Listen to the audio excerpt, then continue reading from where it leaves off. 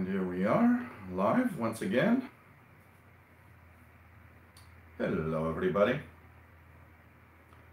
Nice to have all of you here in my new setup. I've cleaned up that spot, the radio's there.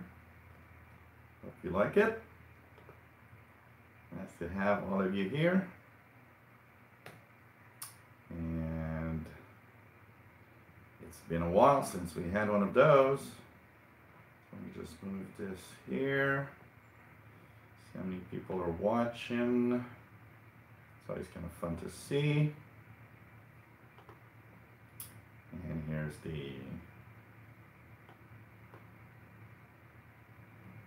just move that, something weird. I'm using a Linux machine and there's some weird things sometimes. So hey everybody, hope you are all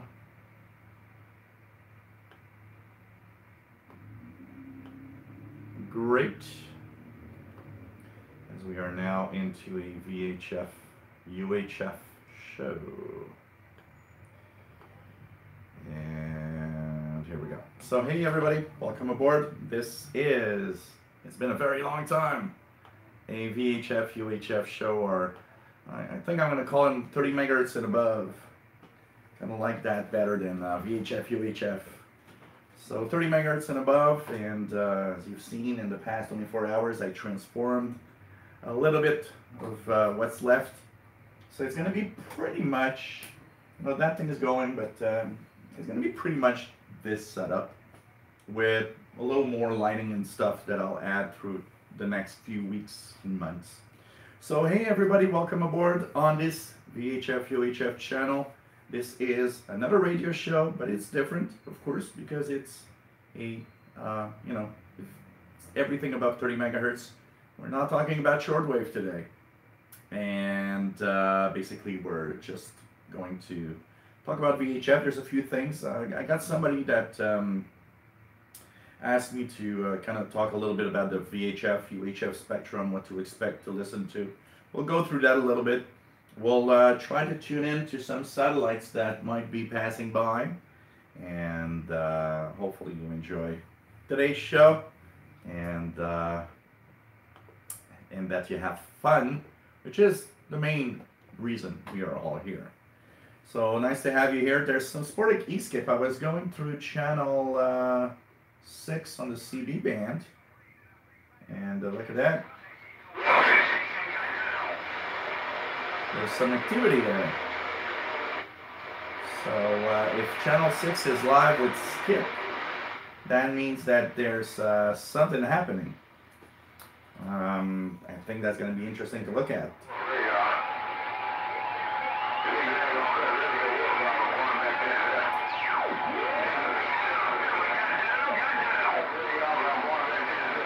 The mishmash of skip on channel 6, 27.025. But we're going to go up. We're going to try to see if there's something happening. So, yeah, sporadic E is happening, but it might not be that strong because I've tried 6 meters and it seems to be very quiet. So the threshold might not be very high for this patch of sporadic E-skip, as I do have a very quiet condition, but we'll try the 6 meter band again. So 75, good move. 8481. I'd like to hear one idea of what is, you know. So this is the VHF UHF. My name is Joe. We are in Montreal, Quebec, Canada, and we are here to entertain and have fun. I hope everybody will have a great time today. So, hey, it's been a long time since we had this show last time, and it now will be part of Saturdays alternating. So one Saturday will be shortwave because some people like the shortwave Saturday show because they can't attend the Friday one. So I thought, okay, I'd rather have the Friday one always very, very stable, always a shortwave show. So you guys know that Fridays is always a shortwave radio show. And Saturdays, well, will depend on the Saturday. So this one is a VHF. That means in 2 weeks, when we come back on Saturday, we will be back on a shortwave show, and that's going to be what, August 11th. Incredible, how time flies. And then 2 weeks later, we'll be on a Saturday show that will be a VHF and so on. So it's going to alternate between a VHF and a shortwave show every 2 weeks on Saturdays. So I hope you guys are going to enjoy that. And of course, setup, I finished the setup, pretty much finished the setup. There's still a few little things that I don't like. There's a space here with like tons of books that I want to kind of put somewhere else and maybe use that for something else. There's, I don't know, there's lighting that I want to do here. Like I said, maybe yesterday. In the back of this desk, there will be little colored spots that I can turn whatever color I want. So the background wall can be blue or green or red or whatever color I wish, which will add kind of a cool, looking image for live videos. I want to kind of have this look a little more professional, and I think it already does look a little more professional than it did before. If I can manage to get myself, I'm looking for a possibility of getting myself, because in the living room I've got a 50-inch LED TV. I want to bump that up to maybe 70-inch, because for some reason I find it small. It's crazy how we get used to things. I mean, I remember when I was young, we had a 20-inch TV, and that was big enough, and it's like, we had 20-inch. And it was like, yeah, we got a 20-inch, Today it's like, it's never big enough. I don't know why. So I got 50-inch, but I kind of find that 50 inches maybe not that big. In my living room, actually, it's not. So I'd like to have 70. And what I would do is take that 50-inch and add it here. So you would have a 32 here and a 50 here that each could display different things. And of course, we're looking at how we can manage for the picture quality and everything. Using the S7 phone, I like it. I'm not totally satisfied. There's other things that I want to do, so I'm going to check it out. Slowly but surely, we're going to improve what we do here. And we try to make it even better than before. Hey everybody in the chat room, if you want to join in, there's a nice chat room. There might be a little less people today because, first of all, this show is not necessarily interesting everybody, because a lot of people that follow me like shortwave, but not necessarily other other parts of the shortwave spectrum. There's also the fact that I kind of tend to not advertise this show on shortwave related groups, because it ain't shortwave, so I don't want to annoy these groups with what might not be the content they want to have. I try to be kind of responsible on that. So anyways, whoever shows up will have fun. There's 35 people right now. Kind of cool, and it's a lot of fun to be here. Syrian Willow, hello there, nice to have you here. David Arden, nice to have you on board. Says even yet the video was not started, he already gave a thumbs up.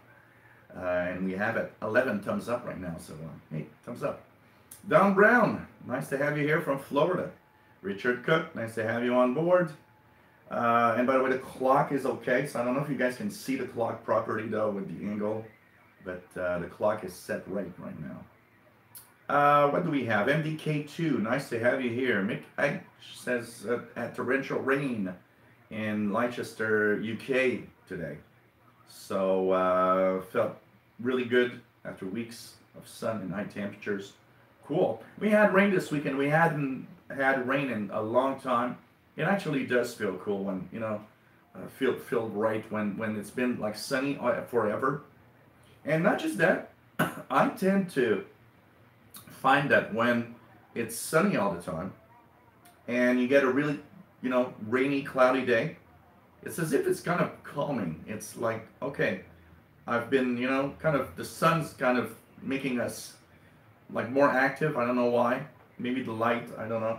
But suddenly it's like, hey, it's time to relax and just, you know, listen to the radio or whatever, you know. Michael Ketchell, nice to have you here. What we do without radio, it's like bread without butter. Absolutely. I totally agree. Nick Amendo, nice to have you here from Romania. PLF Radio from France, hello there. Nice to have you here. Rock the Tech Guy, nice to have you on board. Thank you, PLF Radio. Yeah, this is pretty much what the setup's going to be, but you know, slowly it's going to get a little better. But you know, I think I like this setup. I actually really like this setup. And the only thing I need to do is change what I see in my face here, because it's that side is now very ugly, and it needs to be transformed into something better. So we'll be checking it out. Also, the air conditioning has kind of transformed where I need to sit, because if I sit there, I'll have wind, cold wind all the time. So anyways, I'm gonna check it out. I've fixed the lighting that gone wrong yesterday. Turns out it wasn't the bulb. It turns out that the power bar that I have has one socket that's starting to kind of go. So I'll be buying a new power bar this week. I'll be looking at. I've seen a very nice power bar. It's a little expensive, but has RFI blocking for interference, has a lot of filtering, has of course protection for spikes in current, and it's very big because every socket is spaced out. So even if I have a big wall wart to put on, it doesn't prevent me from plugging something in the next socket, which is nice because these big transformers, you know, they're the big problem. They actually, you plug them in and you just wasted one or two sockets because they take too much space. So all of that, so I'll be changing that this week. I'll be also this week probably trying to purchase a linear power supply, because right now I'm on the 8055 power adapter that comes with the power supply that comes with the ICOM, and that is a switching power supply. It's a shitty power supply, which I still can't believe that the $2,000 radio has such a power supply. And when you tell ICOM says, no, we don't have any problem with that. Yeah, right. You must have seen there was something wrong, but you just said, the hell with it. It's going to be okay. Nobody will notice. Yeah, well, you know, somebody who buys an ICOM notices when something's wrong with whatever you do. And and I can talk bad about ICOM anyways. They refuse my offers, so go to hell. I still like the radios, but come on. I'm not even drunk, so imagine. So I'll be getting a linear power supply. I'm going to get one that can deliver 20 some amps, because what's going to be nice is I'll be able to power other things that need to be powered on 12 volts, which is nice. It also has a socket for plugging in. If I ever have a device that needs to plug in, for example, like in the car power, it has the socket, so you can actually plug in anything that can be plugged in your car in the power supply directly. It has the socket for it, so it's very nice. It's 150 bucks, but I think it's totally worth it. And I'm a sucker for meters. It has 2 meters. One for the voltage and one for the power consumption, and I'm a sucker for little needles that go up and down in meters. That's like I don't know why I'm hooked to that. There's something nice about seeing meters, so it's going to be here. I don't know if I'll put it visual or I'll put it maybe down here in a way that I can see it, but not necessarily visible for the camera. What else do we have? So, Brent Wing, KC2NXP, nice to have you here. Chris Freitas, nice to have you here from Memphis, Tennessee. Nice to have you here. Bobby Burgess from Morgan City, Louisiana. Nice to have you here. And thank you, MDK2, for the nice comment. William Helms, hello there. Nice to have you here from Florida. TOT, nice to have you on board, my friend, as usual. What else do we have? What do we have? Steve in Australia, nice to have you on board. Mad Radio DXer, hey there, nice to have you here. What else do we have? These guys break me up. I want a Galaxy 979. I want to have, you know what? I should have jumped on the occasion. And I don't know why I didn't. You know, on Facebook now you get these ads. People can actually post an ad of something they want to sell. There's a guy that I haven't talked to in like ages. And he posted a ad for a SSB base station CB. And when I saw it first, I was like, oh, that's my occasion to get one. And he was selling it for like 50 bucks. It was an old one, but it seemed to be in very good condition. And I did think about it, you know. No, PLF Radio. Saturdays stay every 2 weeks. So that means there's a week off and a week we have a show. But they alternate. There will be an alternate Saturday. So VHF one Saturday and VHF and shortwave the other Saturday. So there's still a Saturday in between that I'm taking the day off. Which is actually good because I gotta say, 2 of these shows that often last, you know, couple, 2-3 hours is a lot of shows. So, and also here, I want to permanently install my RTL SDR so that even when we do these shows, I can start up the SDR on VHF, UHF, on the computer here and have it on the screen. All sorts of things like that. So it's gonna be cool. Bobby Berg has been catching P25-1 lately using SDR trunk. I need to try all of that for sure. What else do we have? Yeah, Bender. That comes from, I think it's a Christmas gift that I got from my nephew or something. Gabriel, which I always kept. Bender.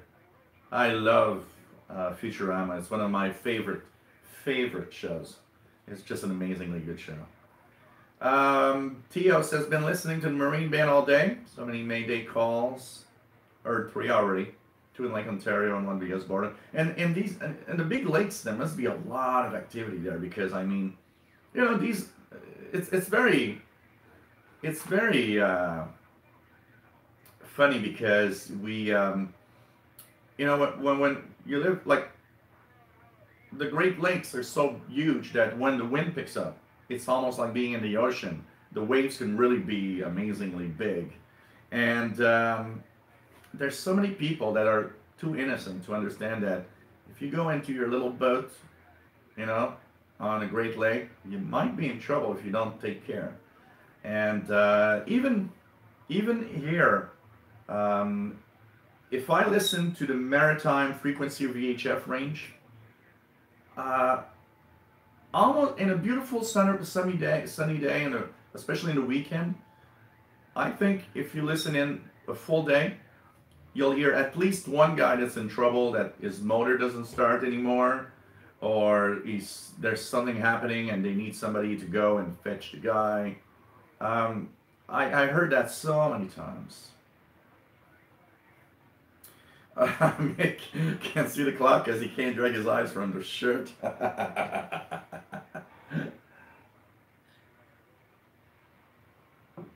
saw the moon and Mars last night. It was beautiful. Beautiful. There was no eclipse in North America. The eclipse was not visible. But Mars was amazingly bright. It's just amazing. So the clock is perfect. Thank you, Mad Radio DXer. Mark Clark from Central Pennsylvania. Nice to have you here. KC2 NXP is in Salamanca, New York. Yeah, my beer is here. I got a 6-pack of Fin du Monde. So, hey Mark. Yeah, that display on the monitor is Arbitron with the satellite tracking. So I am tracking satellites right now.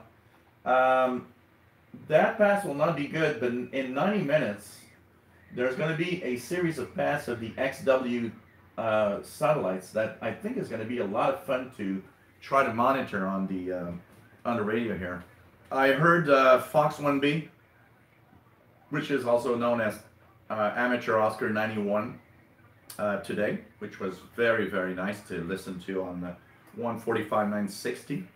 Unfortunately, the pass was overhead, and what happens with that is that when the pass is directly above me, I have a vertical mobile to listen to VHF and UHF frequencies. It's a wideband antenna. So it doesn't receive well straight up. It receives horizontally. So I'd rather have a pass that's a little lower that will keep the signal on my antenna, because what happens is as it comes in, there are signals, then it gets right up, then my antenna is almost deaf, so I lose it, and then I'll get it again on when it's going away. So anyways, you know. David Auden says, I'm starting the barbecue. Oh, I want to, okay. Can you supply me with some steaks? I'll, you know, send me steaks while we do the show, please. I have steaks also for barbecue today. I have 2 steaks, and we'll have mashed potatoes and I don't know what, you know, try to do something else with it. Maybe some carrots and broccolis or something. So we got steaks also, and it will also be the barbecue tonight. Theo says, I just bought an IMAX 2000 CB antenna. It's 23 feet long. Wow, on a 20-foot tower. I'll make a video on how I put it all together. Wow, that's an antenna. Hey, Tube to Holland, nice to have you here. Long time no see. Absolutely, pretty cool, pretty cool. So actually, it will be the last Saturday of the month, pretty much. We're gonna, you know, it's gonna be every 4 weeks. So of course, a month is not exactly, you know, fitting 28 days. So for now, it kind of will be always the last Saturday of the month, technically. But it's gonna move. Oh, it's gonna kind of move. So we can't really say that there's a period where that's the, you know, VHF UHF. It's more. It's gonna be more of a you know, if you remember that last Saturday, the last Saturday you were listening to Shortwave Show, the next one will be a VHF show. And anyways, we're getting into August, and I will be posting on this channel and on my Shortwave channel the shows that I'll do in August and what they will be about with the dates. So you can look at the video, and you can also you know, maybe put it down in your phone or a calendar or something. Richard Cook, tropo propagation and sporadic E is not the same at all. Tropo propagation is linked to weather phenomena, and typically it includes all sorts of weird things like, you know, temperature inversions. Typically it's the signal gets trapped in layers of the atmosphere. So a VHF signal will move, usually will, you know, on a VHF signal or a UHF signal, you will have line of sight. That means after a certain distance, you lose the signal because of the Earth that's curved. You know, if the Earth was flat, there would be virtually, we would hear half of the world on VHF. That's another reason why I think the Earth is round. But anyways, that's for discussion. And actually somebody posted a very funny picture last night of this is how the eclipse will look because the Earth is flat. And you see the moon, and there's like this really thin, dark bar across the middle of the moon. And it was like, okay, that's kind of funny. I like it. Anyways. So it's because signals get trapped in layers of the atmosphere. So instead of just line of sight, the fact that they can get trapped can actually, it makes them follow the curvature a little bit, because it can't escape the layers of the atmosphere that follow the curvature of the Earth, of course. So that is like tropospheric propagation, and that often has and is often linked to there's different kinds of phenomena. There could be the if you have a cold front coming through, and then the cold air pushes the warm air up. Here, there's a trapped layer. There's a layer where the two masses of different temperatures meet up. The signals on VHF can actually be trapped in there and actually do pretty good distances. I've heard there's a repeater, a very popular repeater here on the South Shore, and you know, you'll hear signals, usually hear signals from a certain, you know, area. And one day, and we're listening in, and on the repeater there are guys that are 200, 250 kilometers away, which is much farther than we hear normally. There's a guy from Rimouski, which is very far. You know, VHF doesn't propagate from Rimouski to here usually, and he actually triggers the repeater as if he was a local amateur radio operator. It was truly amazing. It lasted a good part of the afternoon, part of the evening, and then it started fading out, and the next day things were back to normal. Sporadic E is in the ionosphere. It's happening way up in the ionosphere, and that is ionized patches that appear in the ionosphere, partly due to probably weather, thunderstorms and stuff like that, but there's also I've read and watched many different explanations of sporadic E, that it's a mishmash of many things that actually probably create these patches of ionized, and that is more like shortwave.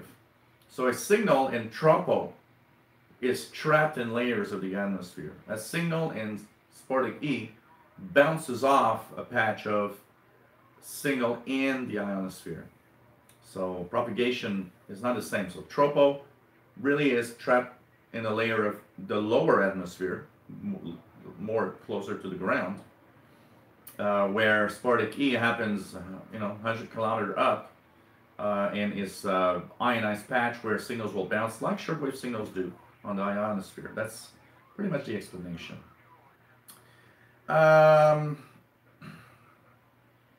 Tim Lewis, nice to have you here. Pretty cool. From Bridgehampton, New York. Pretty cool. Pretty cool. That sounds kind of weird, Tio. Man. Yeah, fax a hamburger. Hot dog, macaroni and cheese I like. I've never been a fan of hot dogs. So it's every 4 weeks, absolutely. So you just remember that. Yeah, you know what? I need to, probably to do one, but I try to you know, I like, honestly, you know, and I'll probably divide it into that maybe.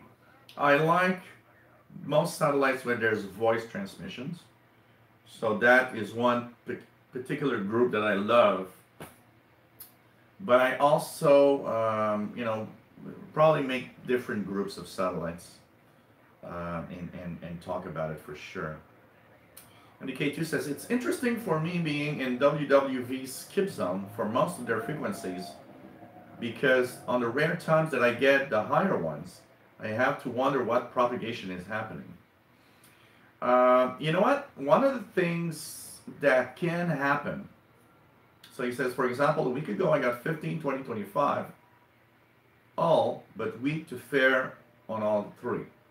E-skip was happening per Boulder ionosound readings, but only 25 is high enough to propagate that way. Plus, I think the signal would be strong if it was any kind of ionospheric bounce. My guess is that those higher frequencies are beamed at lower angles, while the low ones are high angle beams. One of the things that's for sure is the higher you use a frequency on HF, the lower the beam usually, because if you, for example, take 25 megahertz, if they would propagate 25 at a very high angle, even when the ionosphere is very strong, a very high angle might not reflect it back really, because it needs to kind of scatter the energy to a bigger surface to actually fall down somewhere else. So if you beam it really high, you might actually go through the ionosphere and very little signal is bouncing back. But sporadic E-skip can impact lower frequencies than 25. And an example of when sporadic E-skip sometimes does propagate lower frequency signals is the 20 meter band, 14 megahertz. If there is sporadic E-skip with very short skip, so for me, very short skip means I'm listening to a station on the state of New York on 20 meters. That's not propagating to me from ground wave. It's propagating to me by a very short skip.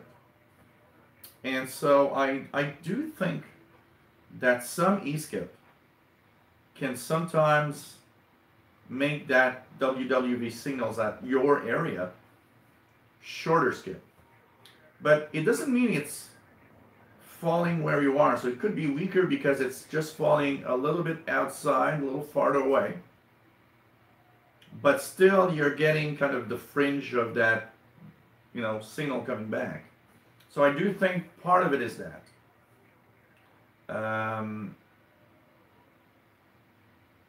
I think it's mostly that. But that's personal because there's so many things happening in propagation that you kind of wonder at some point, well, what exactly is the phenomena that is making that happen? You know, it's like listening, you know, for example, sporadic E-skip is a great example of creating very short skip. If, you know, listening to New York, so for example, 29620, let's just try it for the fun of it. 29.62 is a FM repeater in the state of New York. I don't know if I'll hear anything, but any other repeaters working? Maybe just check it out here. 29.62, 29. I'll consider this part of VHF because, you know, we're on the fringe of 30 megahertz here. So 29.62 is in New York. New York to Montreal is not very far. I don't know, maybe 600 kilometers away. It's very, very short skip for such a high frequency. So sporadic E will actually have that repeater come in here really strong. So it shows you that sporadic E can really, really make a very short skip of a signal. I know you live very close. I don't know what's the distance you have from Boulder, but how many miles or kilometers do you have from Boulder? Just out of curiosity, indicated. So you know. Mario DXer says another way to tell tropo versus E-skip is that tropo signals can go on for a day or even two.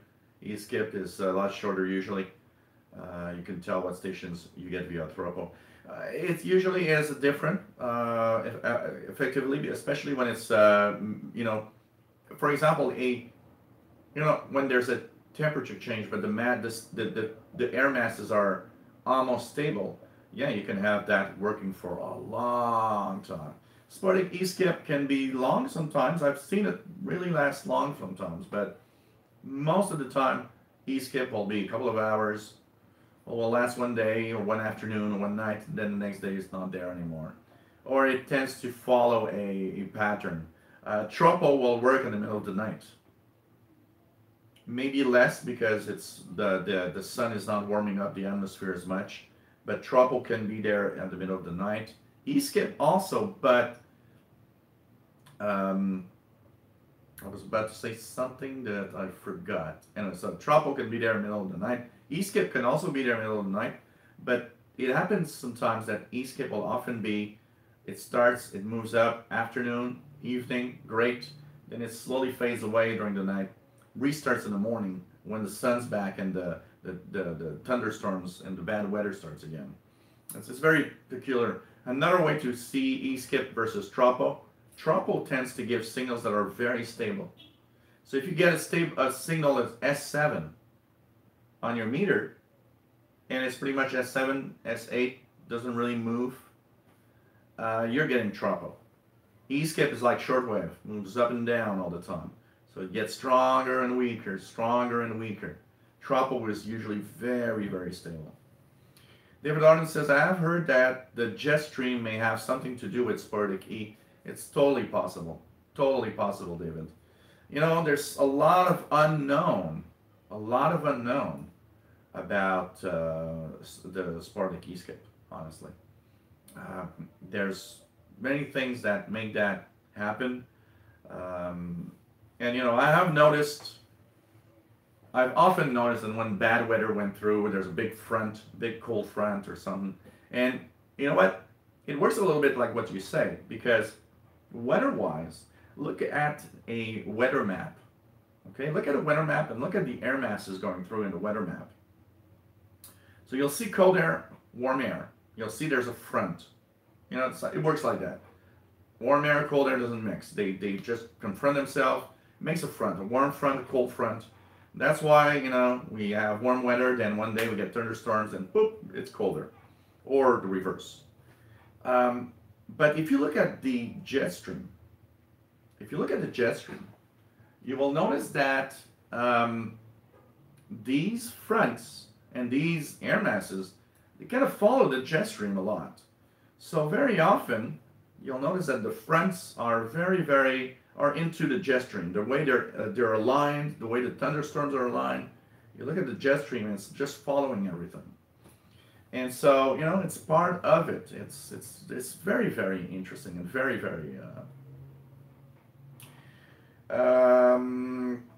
Richard Cook says, heard a French station, an FM station, French FM station for about a week. Yeah, absolutely. When Tropo exists, and you know, one of the things that you have also there in the UK is, remember that there's water between France and the UK, and Tropo will actually happen much more frequently over water masses, because the water tends to be colder and it tends to actually make these, you know, temperature inversions, or the warm and the cold air mixed together.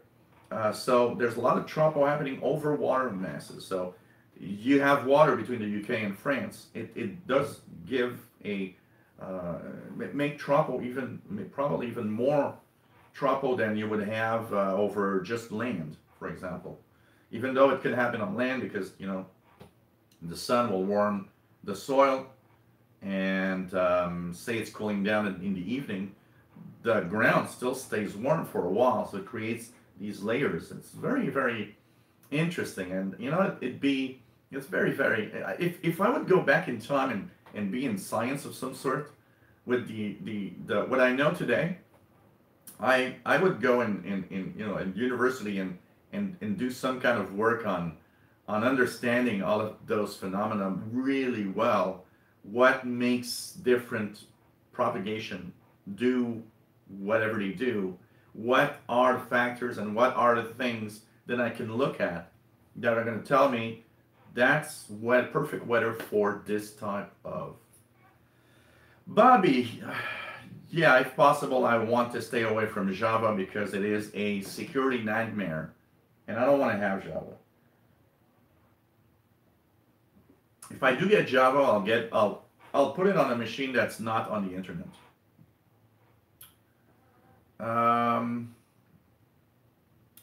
So it was on 95.4 FM. Huh, interesting. So, you know, it's like here. It's very, very interesting. You know, I'm. But I should have done, indicators that was done but didn't, was see if I could get Fort Collins area FM stations, because sometimes I can get these, but most often I can't. Yeah, you know, that's kind of radio experiments that you can do, NDK2. Compare what, if you get WWV on 25, say it's coming in strong. Look at other frequencies, other things that you can look at, that what's different. Is there anything else that's I don't hear usually and it suddenly is coming in?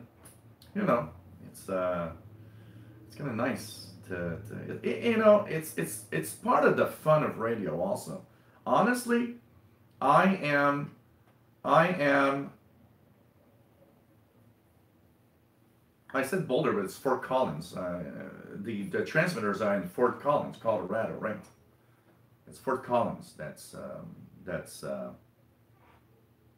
has the transmitters, right? For WWV, I think it's Fort Collins. So you know, it's I've always been amazed and super intrigued by all these phenomena. You know, what makes the E-skip that I heard right now, for example, it's something that I just, you know, as far as I'm listening to the radio when I was younger, when I started noticing and understanding what was going on, because you know, at first you start radio, and there's the side of radio that makes it new. It's kind of cool because you're discovering something. So shortwave radio is an amazing discovery. And listening to all these stations from everywhere around the world, but you don't understand why it's happening. You don't understand why you don't hear the same stations at different times of the day. And if you expand your frequency coverage, so, you know, I was the guy that had shortwave radios up to about 1988, 9.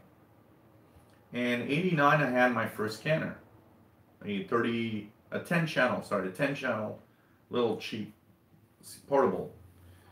And then I got a tabletop. I got a Pro 2022, and so on. And you start noticing stuff. But the thing is, there's something different in having a receiver like this, a communications receiver, than having a regular scanner, because this opens the possibility of listening to, you know, single sideband signals, and having a wideband frequency coverage, not just little bits of, you know, spectrum here and there that you go through and scan. So as you go there and continue, you start noticing, and if you listen a lot, and I listened so much over the last 35 years, you start noticing patterns. You start noticing, hey, that's interesting. I never get this, and it's here tonight. I wonder why. You try to understand why this is happening, you know?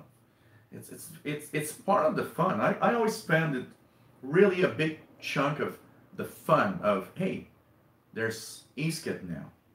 And what is it? Why is it happening? I'm a very curious guy. I want to know why this is doing that. I've always wanted to know why things happen. So, you know, it's part of the fun. So, MK2 Fort Collins. Okay, 120 kilometers. Okay. So you're 120 kilometers, 75 miles from Fort Collins. I wouldn't be surprised that Sportic E patches that are very ionized can sometimes make make the signal bounce to you. Because of course, 120 kilometers, you are about the same distance from the WWV transmitter site that I am from the CHU transmitter site in Ottawa, Canada. 120 kilometers. We're approximately the same. So I get a very low frequency, 3330, but 7850 and 14670, they're rarely audible. But 7850 sometimes is booming in with a really strong signal. I'll do that for a couple of hours and then disappear. And then I'll be weeks without even having reception. And you know what? I've never, because we talk about that, I've never actually compared, if I hear CHU on 7850, what is different? Do I hear other types of signals? Is there sporadic E-skip happening, for example? That's interesting, you know. I like the conversation because we're kind of getting to a, okay, yeah, looking around the rest of the signals when that happens, what's the difference? Yeah, Boulder is where the atomic clock. I realized after when you mentioned Fort Collins, I said, no, Fort Collins is where the transmitters are for WWV. Absolutely. Man Reader DX says E-skip on the FM band is shorter than on the lower bands, such as 11 meters bands. But yes, E-skip can go for a very long time. 1 year it was almost all day. I remember a E-skip. And you know why I tend to associate E-skip with weather? We had, many years ago, really warm weather, okay? Yesterday we were talking about the solar activity impact E-skip. And we kind of wonder because pretty much everybody agrees, and I've not listened every day, but pretty much everybody agrees that this year E-skip has not been like in previous years. And it could be just, a temporary effect. Maybe it's just because this year that's the way it is. But when in the I would say in the early 2000s, we were in the peak of a big solar cycle, but the signals I was hearing were clearly E-skip happening. And they were intense, and they lasted, I remember one E-skip episode that lasted for days. And a few times I had noticed, and maybe it's just a coincidence, but many times I had noticed that the E-skip and the very warm weather and the cold fronts moving through with big thunderstorms were almost always together. Were almost always happening at the same time. So that's why I kind of had that, that feel that the weather patterns might be,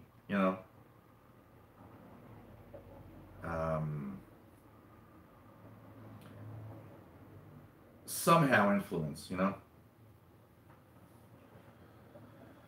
Yeah, of course, 120 kilometers, you get 2.5 and 5, like I get 3330. For me, 3330 CHU is almost a 24-hour thing. I don't know if I can punch it in here, just to check it out. Yeah, here, 3330, mid-afternoon.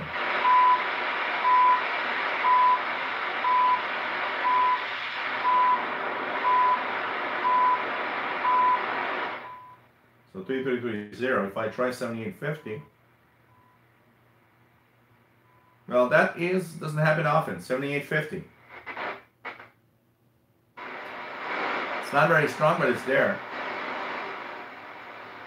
And 14670 is impossible for me.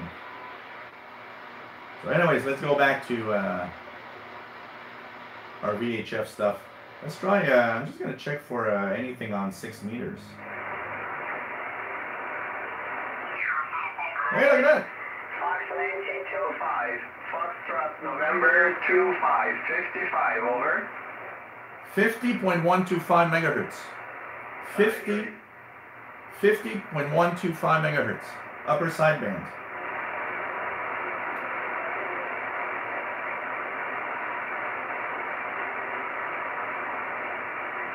So there's 6 meters open.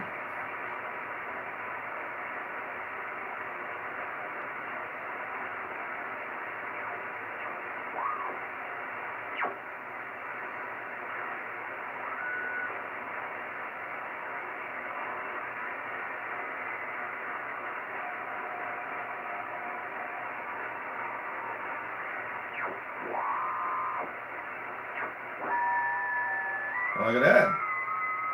5313. Well, can I don't have anything hooked up. Let me check it out here. I'm going to turn on this one. And I'm going to see if I can, that's FT8, I believe. 5313.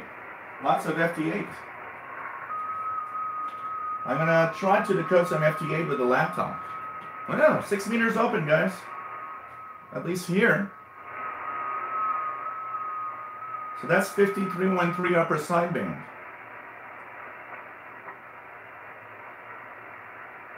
But there's definitely something on 5125. Wow, this is cool.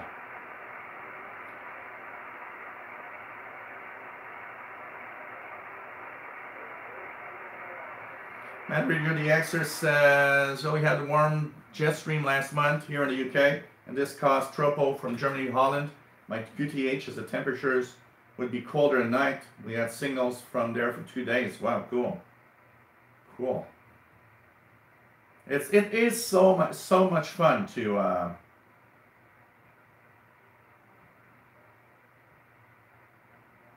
let me go down slowly.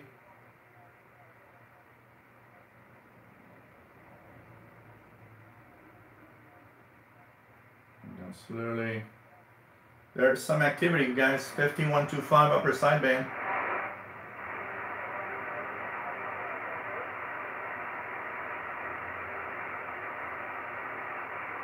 David Arden says, when I lived south of Miami, I could pick up many stations in the lower FM band. Flight is a hotbed for Spartak E. Tim Lewis says, you talk about tropo and water. I just put up a VHF, UHF directional antenna, and I'm hoping FM stations north of here across Long Island, south from Connecticut, Rhode Island, and even New Jersey on to the shortwave.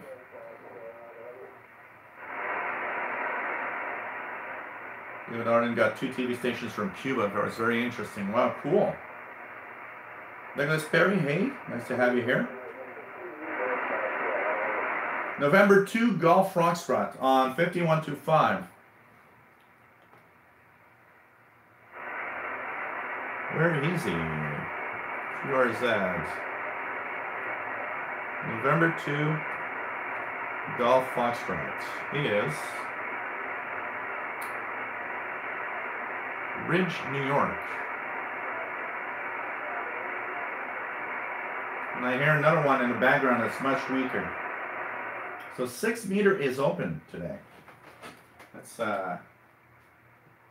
log into this and let's see what stations I can hear on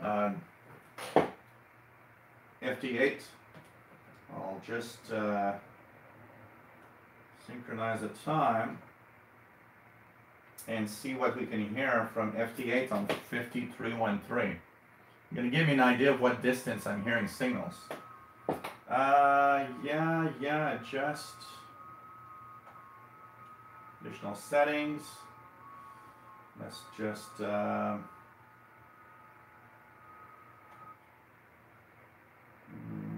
internet time. Update. Clock has been updated. Okay. Do I have WSJT installed here? That's the other great question. I don't know if I do. WSJT. Nope. We're going to go on the internet and we're going to go get WSJT. WSJT software. I'm going to download this. And we're going to download from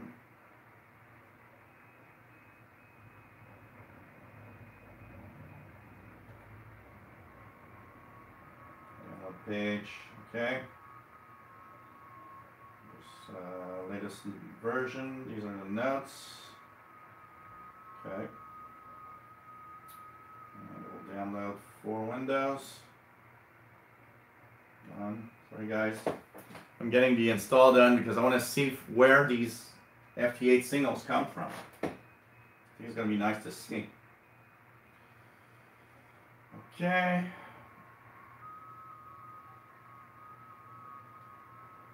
Yes. Let's set it up. Next. I agree. Next. Next.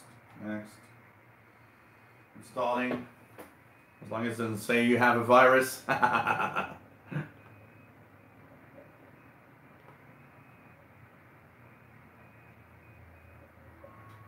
You know what? I've never PLF radio, and that is something that I think should be done.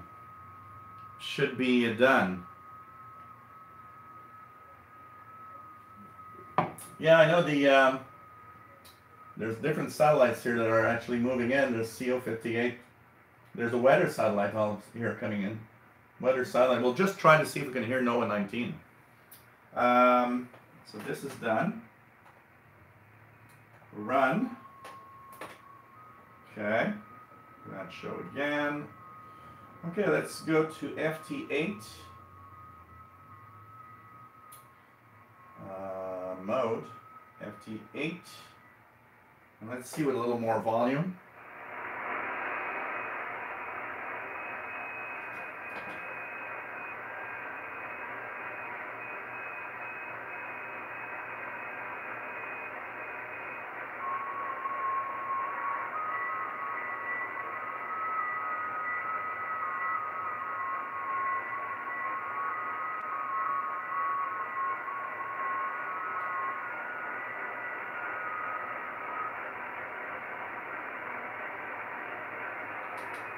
I've got a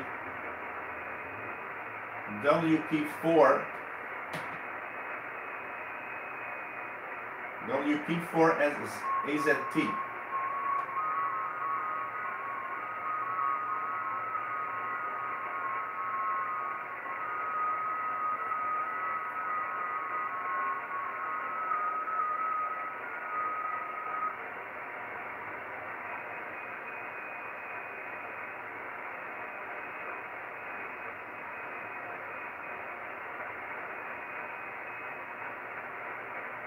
WP4 AZT, where's that?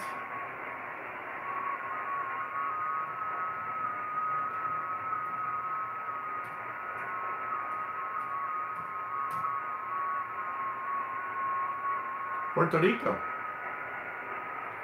So I'm hearing Puerto Rico on 5313 and FT8 mode. Puerto Rico. That's not bad for 6 meters.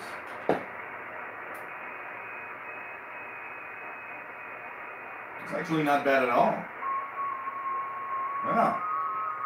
So you guys see that 6 meters is actually propagating not bad at all. So Puerto Rico is making it on 5313 in FT8. So it means 6 meter band is open. Pretty much probably across the East Coast. Satellite TV is very, very high frequencies. They're in the gigahertz range. So they're in the, they're even higher than the UHF band, I think.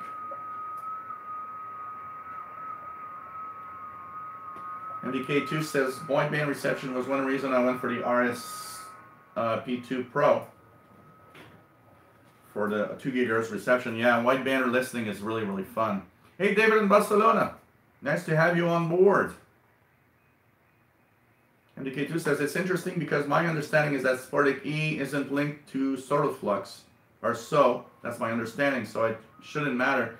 No, technically, I always thought it wasn't also MDK2. You're totally right with that. But it's funny because you have very low solar activity, and a lot of people have been mentioning there's not a lot this year. So I think, I don't know, maybe it's just a weird coincidence. But weather does have an impact, that I'm pretty sure. So, you know. Let's go down slowly. Let's go down slowly. Hope everybody's having fun. So Puerto Rico is on 5313. This is amazing. This is amazing. Matambali, nice to have you here. Just occurred to me that this show is on a separate YouTube channel, 40 minutes late. Yeah, sorry about that. Dan Walsh, hey there, nice to have you here. Thank you. It's pretty much the setup we'll have now from now on. Hey, Tree Hugger, nice to have you on board. Pretty cool. Ethan Short, nice to have you here. Always cool to have everybody on board. What else do we have? Let me just check who even...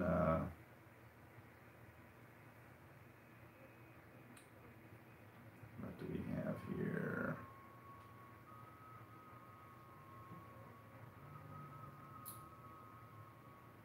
Hello, my friend with a name that I don't know what it could be.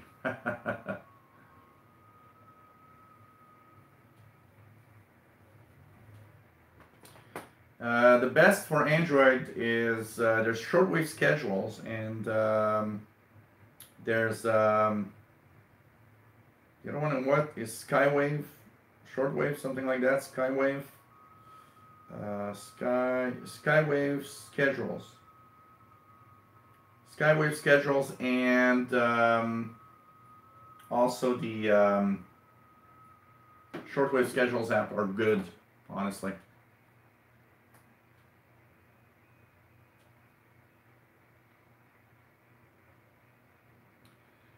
So,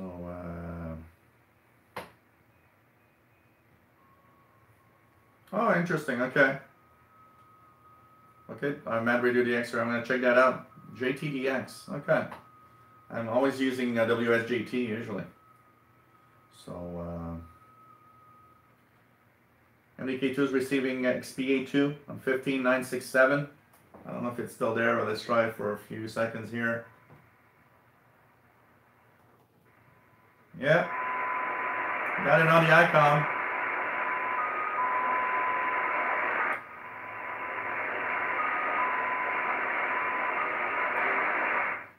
So 15967. Let's go back to 15125 and see if we can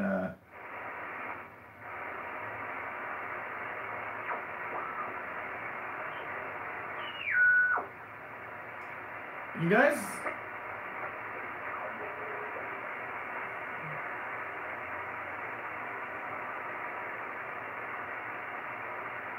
is 5125 kind of the calling frequency for 6 meters? Anybody know? So we'll be checking that out. So we've got some Spartak E happening, and here there's NOAA 19 that's there. Let's check it out if I can hear NOAA 19 satellite. Yep, NOAA 19 is here.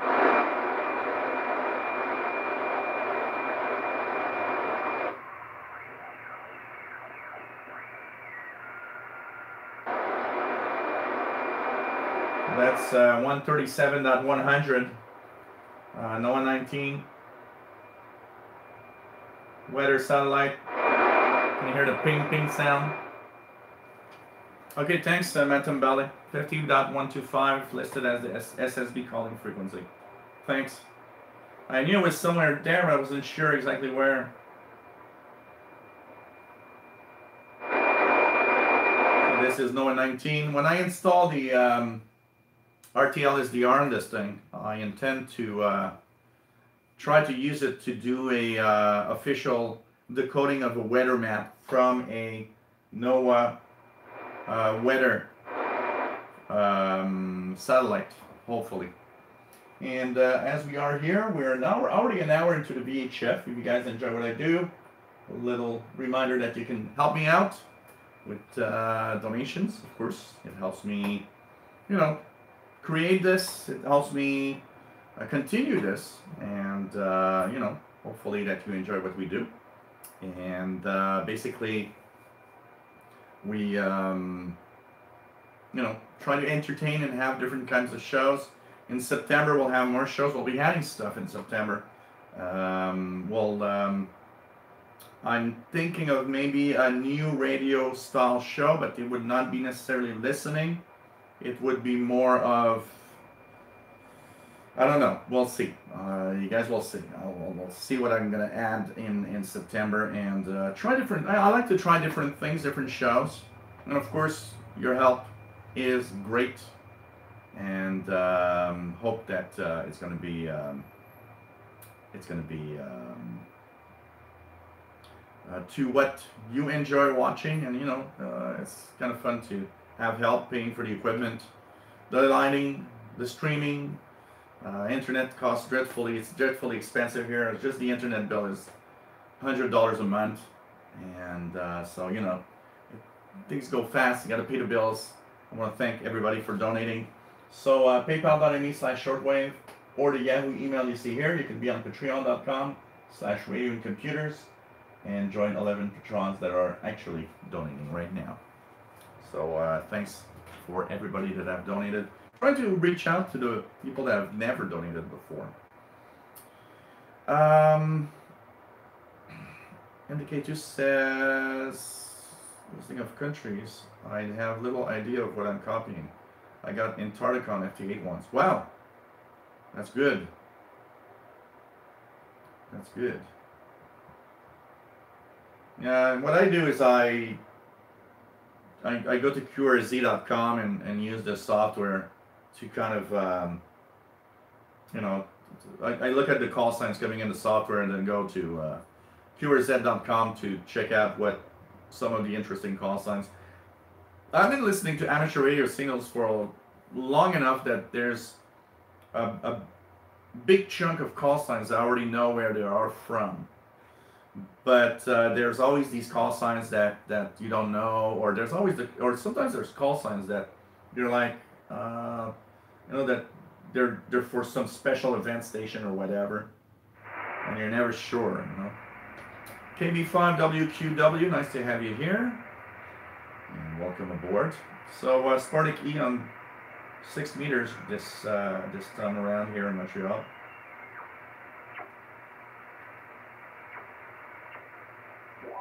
Lots of signals, 58 signals on 5313. Pretty amazing. I should actually install the software on my Linux machine.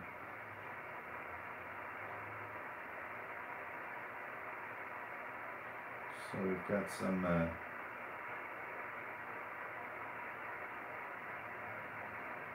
if I hear anything else on the 6 meter band. Kind of cool to see the 6 meter band open while I'm doing a live show. It's kind of fun. And so this is Sportic E-Skip happening right now. Somebody was asking me the other day, I got a regular analog scanner and everybody tells me, oh, it's junk, you should throw it away, nothing to listen to. And it's far from the truth. The problem is people get hooked to very specific habits of listening. So, yeah, I know, David. They're actually, I'm not gonna replace the burned down bulbs. I don't want to have incandescent bulbs anymore. What I will do when I have the time is I'll put a strip of LEDs that I can actually switch the color. And LEDs will be much better than these bulbs. I don't want to have these bulbs anymore. What's happening is that people tend to be stuck in a listening habit. And one of the biggest things I've noticed,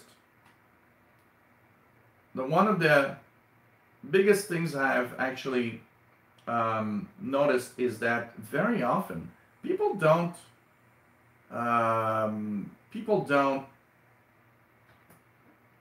really listen too much on their analog scanner. Most of the people I've seen listen to the same thing all the time. And I'm the kind of guy that scans through the frequency range all the time in search of new things. 90% of people that have scanners don't do that. They just punch in those frequencies they've seen from lists. And once these have gone for some reason, well, they just say, oh, well, there's nothing more to listen to now. Well, no, there's tons of things that are analog.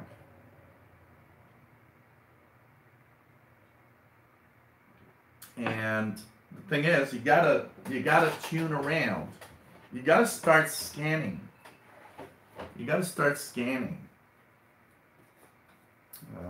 And tune around the bands. There's many things. There's still many things to listen to.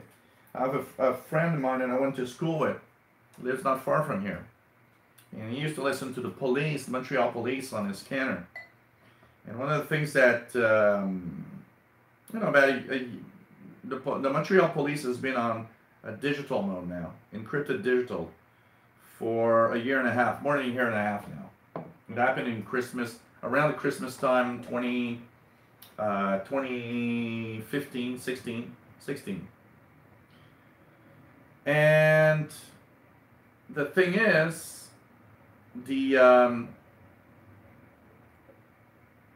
once that happened, he told me, hey, I can't listen to police, so my scanner is useless. And I'm like, well, there's other things in the police. And we kind of didn't do much apart from that.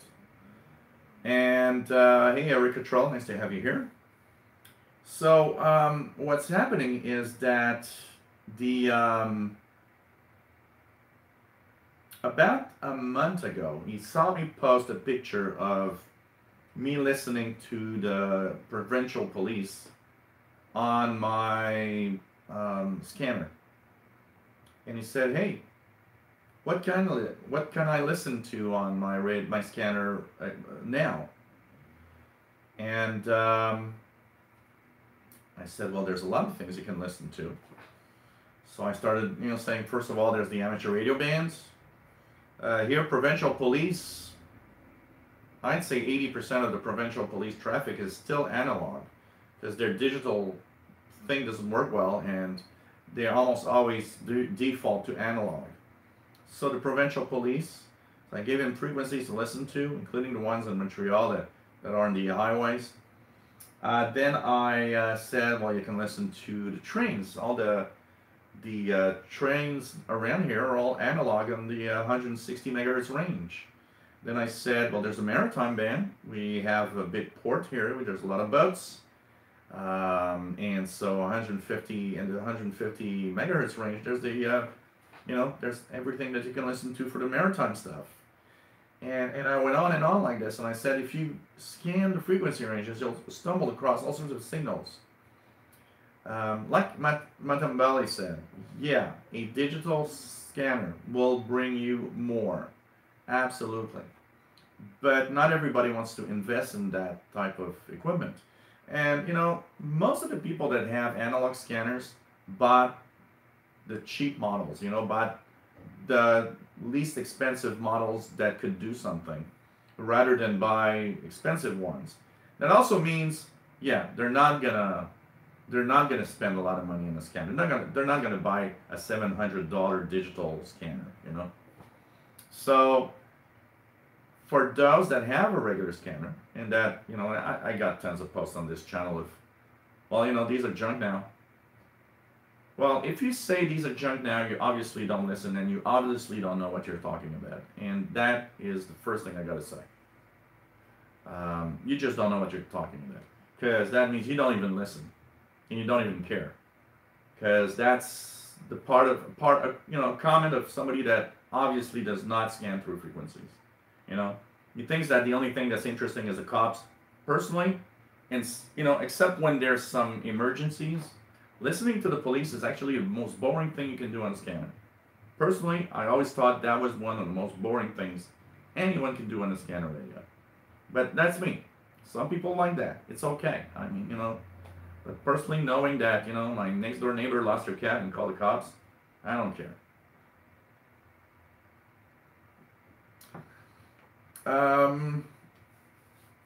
The FM band here is so crowded, Richard, that it's almost impossible to find anything, honestly. Other countries have imposed. So let's see here if I can open. So this is a VPR station in Burlington, Vermont, 107.9. He said, we're becoming more and more like a Soviet type of economy. Here comes.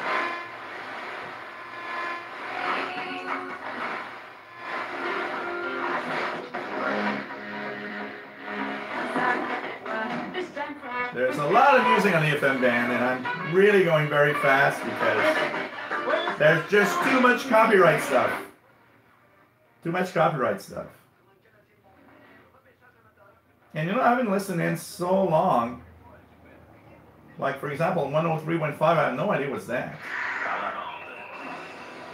lundi au vendredi à 17h32 au M103.5 FM. What's that? You know.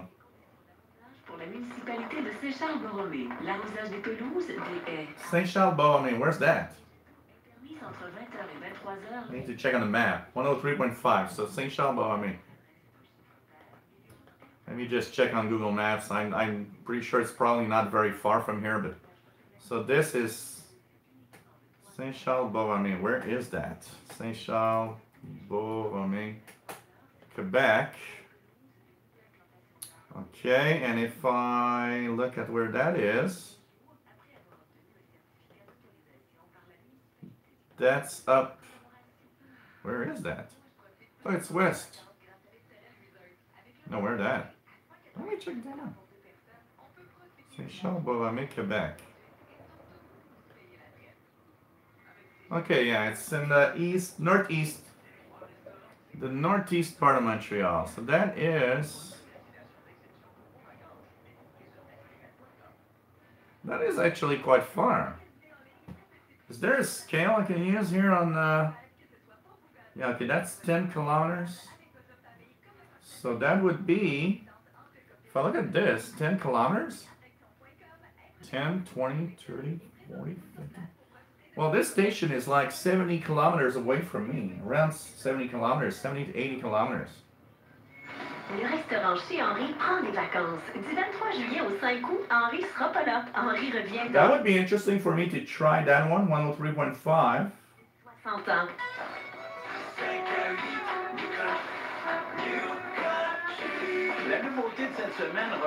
103.5. I would have to try this another day and see if it is because of tropical conditions. But the FM band here is so crowded, it's very difficult to find anything within that range. Just crazy. Shortwave frequency channel. Nice to have you here. What's the cheapest airport, airplane, airband scanner? It depends if you want it. Well, not necessarily. If you have an Android phone, you can have it portable with a little SDR dongle, a RTL SDR dongle. That's $10, and that's going to bring you airplane scanning. And if you have an Android phone, it's a portable scanner, and it's $10. I tell you, $10. You just have to set it up with a piece of software called SDR Touch.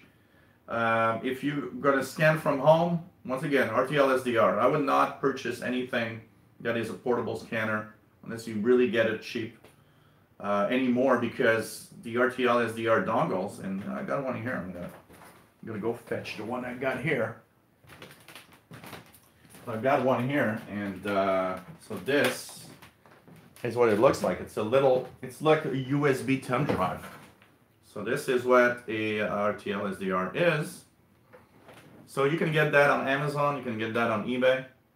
This honestly is the best way to spend the least amount of money and still have VHF, UHF listening. So this listens from 25 megahertz all the way up to about 1.7 gigahertz in all mode. You got to set up the software and use a special driver. But that, for me, is almost what I would recommend to anybody who wanted to just listen just for the fun of it. Now, of course, if you want to go next to the airport, okay, you can set it up with this, and with your phone you would have what is technically a portable scanner. Uses a lot of power, so it might not be the best conditions. If you want to listen to the airband with a portable scanner, you know what? Go on eBay and check out a used scanner. For some reason, unless you buy something like a digital scanner today, I can't really, I do not, and I would not tell anyone to buy a new scanner. I would tell pretty much everybody, look, just go and get a used scanner from somewhere. Go on, look at Hamfest or local, flea markets. Buy yourself a used scanner that works well. It's going to do the job, and it's going to be less expensive than buying something new. I have a lot of difficulty telling people today, yeah, go and buy that $300 scanner.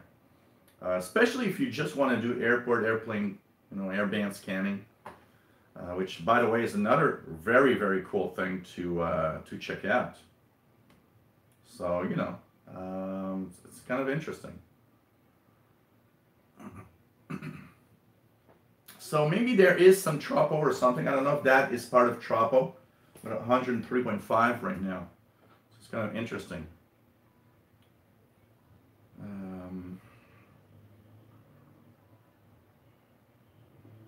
Bobby Burgess says I can mostly get U.S. Coast Guard on his SDR when the software is in scanning mode. You know. KB5WQW says, I live in Texas and I have a blast when I visit my mom in Pennsylvania by just doing searches and finding lots of nifty things. You know, you never know what you're going to get. It's pretty amazing. Everything that you can actually receive on these radios, you know.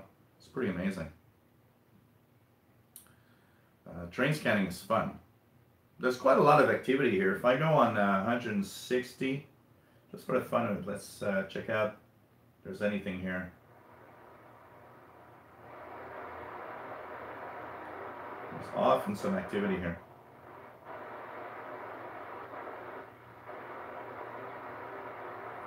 You know, it's Saturday, so it's a little more quiet on Saturdays, but if you want to listen to trains, anywhere from about 159.700 to 161.500. A lot of activity there. There's some UHF frequencies that I know of also. But here in Montreal, one of the main train frequencies is 160.875. Lots of activity, and if you like trains also, do I have it here in the books? Yeah, I think this is the book. If you're in Canada and you want to listen, and I don't know, maybe there's something similar in the United States. Here in Canada, we have something called a Canadian Trackside Guide. This is everything train related in Canada and all the frequencies they use, the rail yards, everything. It's very, very complete book. The first time I saw this, I said, oh my God, I gotta have one. I've always been a very, very, you know, a profound lover of trains. When I was 7 or 8 years old, I was telling everybody, I'm going to drive trains when I'm older, you know, which never happened, but, you know, still today I have a fascination for trains. So, I don't know in the United States if there's something similar, but here we have the Canadian Trackside Guide. This is the 2014 edition, but I did see there is a 2018 edition. And you have maps of the different, you know, trains. So here you got maps like this that show the different train lines and their numbers, and so you can look at these maps and also learn and kind of know where they are and on what line you're listening to because of all the information you got in here. It's very complete stuff. A very nice book to have. So yeah, in Canada, if you live in Canada, Canadian Trackside Guide. It has a little bit of the northern states because, you know, where the border, where the trains actually, you know, are Canadian and go to the U.S. or come from the U.S. to Canada, like Amtrak stuff. There's some information in there for that also. But this is not for the United States. In the United States, you'll have maybe, I would guess in the U.S. you guys have something similar. I don't know if anybody have ever seen one in the U.S., but I would bet that you guys in the U.S. probably have something that have that information. So, you know, and the Aero Band is another place where you can listen to tons of stuff. There's a lot of things happening on the Aero Band. Here in Montreal, we're lucky. We got, you know, big airports. We got a big airport, so we have a lot of stuff in the, a lot of stuff happening in the rail, in the airplane. So there's tons of activity. Here I am actually living almost under one of the places where the airplane actually go through, and so I see planes all the time, all the day. So. Bravo 2 will do the same for your lap, always 248. So. 248, check Bravo 2 again. Jazz 171, cross runway 28, right Bravo 2, and contact 811 So, you know, I've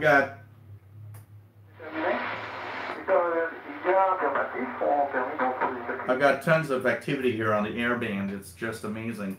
If you live not too far from an airport, honestly, is it's really, really nice. And if you want to have trunking, Bobby is doing it.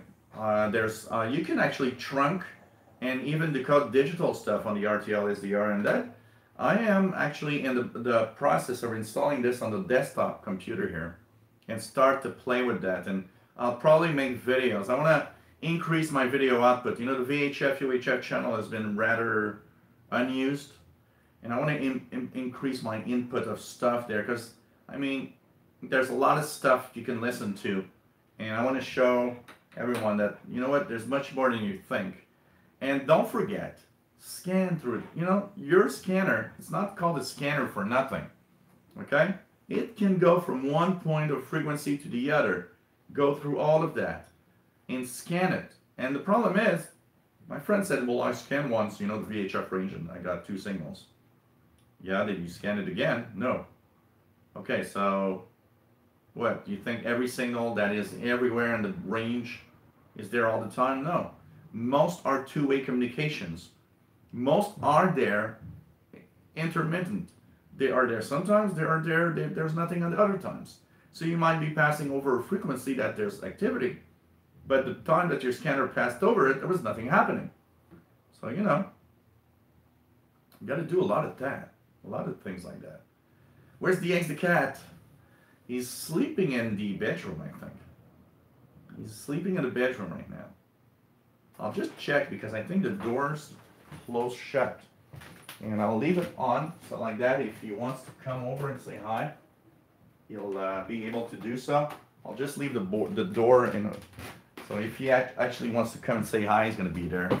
He's going to come over and say hi.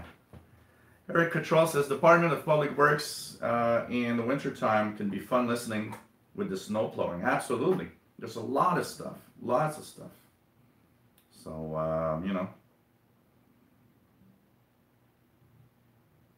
David says, same in Barcelona. The 1FM broadcast band is overcrowded with strong local signals.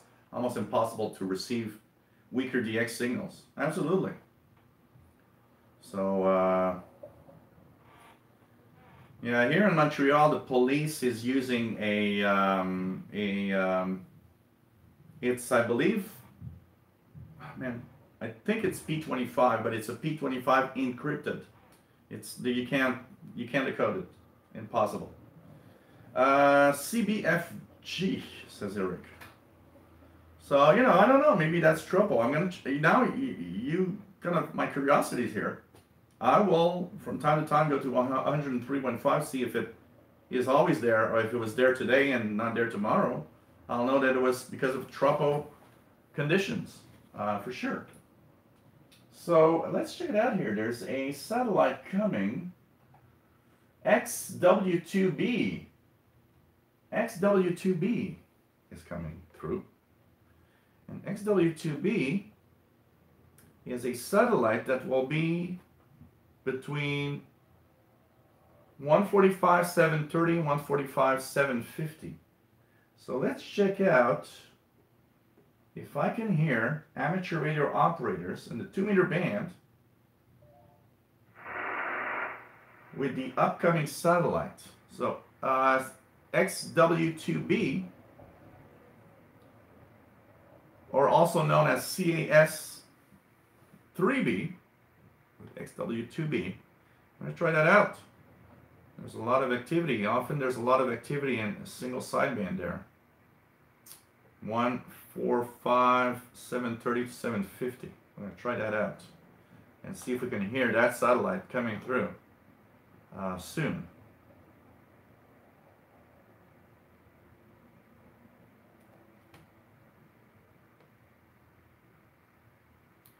What else do we have? Yeah, I'm tuning manually tonight. I need to get a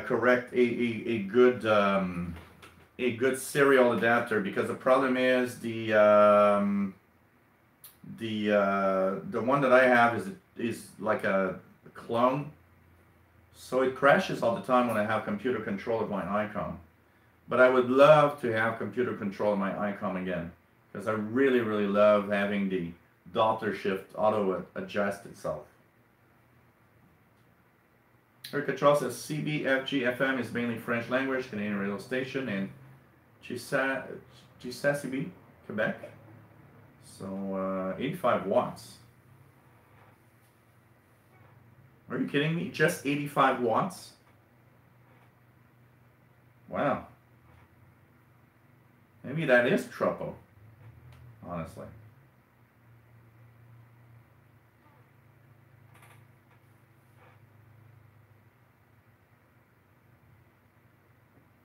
Left Radio says, Jill, can you try the airport frequencies? Yeah, I just did, but I'll try them again.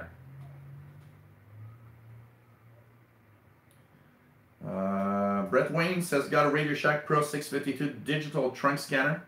Cost me $400. You can find it for $200 used. So, you know, things like that are possible. There are things like that that are possible.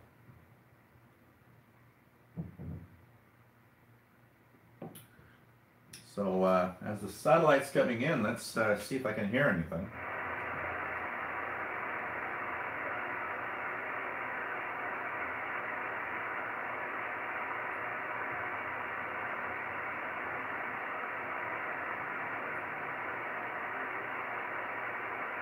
I'll try to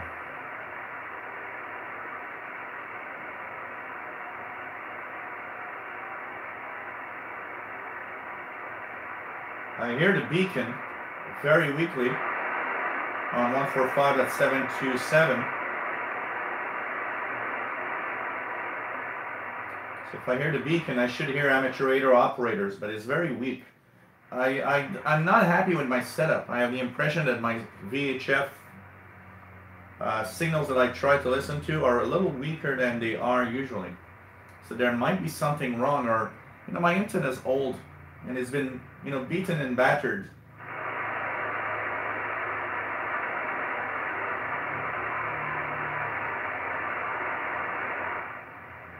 So I hear the beacon. It's in the noise, but the beacon's there. We'll try to get something. Look at that. That's the beacon from the satellite passing overhead.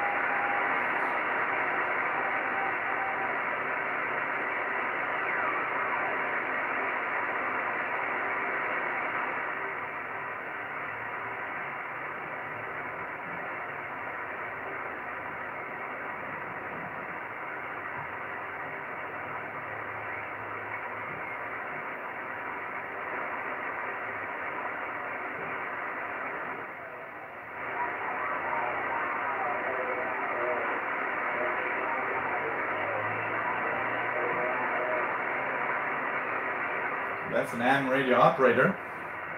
I am tuning the XW2B satellite that is passing just to the east on over the Maritimes in eastern Canada. But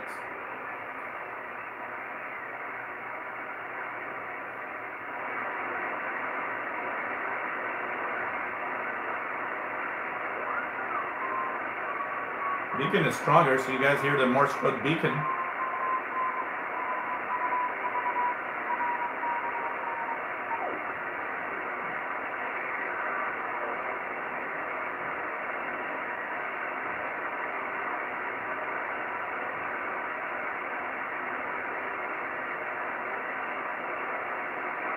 A lot happening.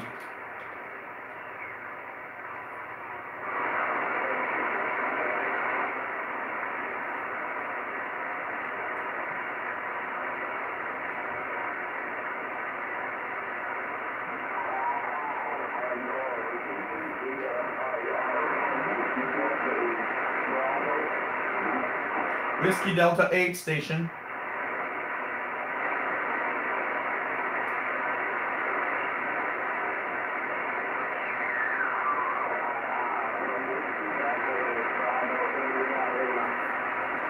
Whiskey Delta 8, Bravo India Lima.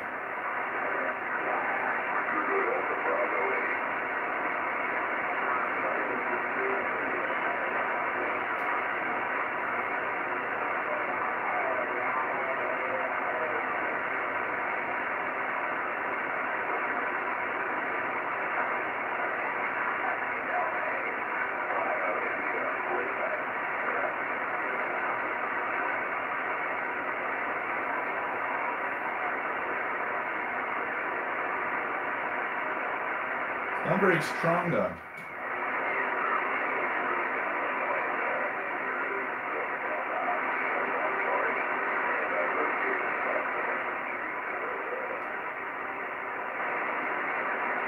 Whiskey Delta 8 station at least. So we got a little bit of activity on the satellite, but that's weaker than usual, honestly. Hey Radioactive, nice to have you here. That's a question that is a very good question that I don't know the answer, Radioactive, honestly.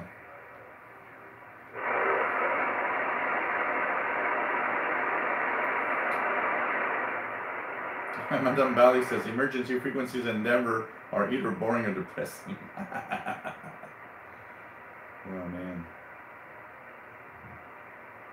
Eric Cottrell says Turco Yard in Montreal uses NXDN but only for the shop. NXDN is mainly used for maintenance crews rather than mainline. Thanks for the answer. Eric is there to answer the questions. Hey, Brilliant Horror. Well, that's interesting because on the VHF range, I don't have enough noise to be impossible to listen to anything.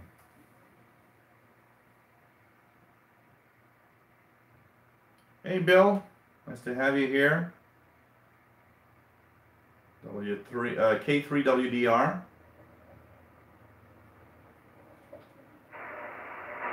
That's the beacon.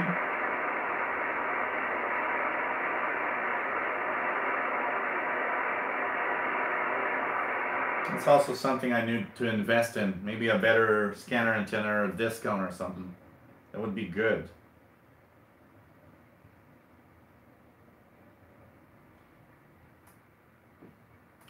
Hey, take care. It's nice to have you here, Brilliant Aura. Thanks for a nice comment. Hey, Mark Brando. Nice to have you on board. My antenna is a wideband mobile VHF, UHF antenna that I've owned for more than, I think it's been 30, like almost, at least 25 years. That I paid exactly 99 cents, and I regret not buying more than one. And it actually works surprisingly well because when I compare myself to others that actually do what I do around here, I seem to get actually better reception than a lot of them. So it's a magnetic antenna, you know, the one that you put on the car that just, the magnet is just so strong that it just, you know, bumps in the car. And it's on top of a metal shed on the 3rd floor of the building, which is the highest part of the building.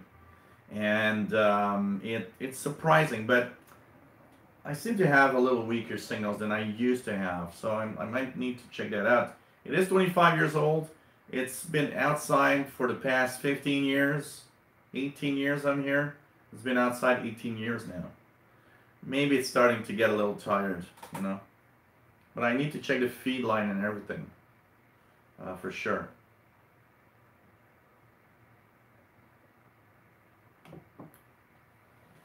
Shortwave frequency channel says in Sweden, police use something called Raquel in radio communications and it encrypted so we can't listen to the police.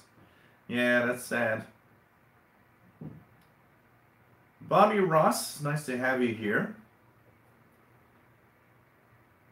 The Attis, yes, I will, PLF. Actually, I'll do a band scan through the airband PLF radio in a few minutes. I'm just gonna go down the chat just to make sure that everything is all right.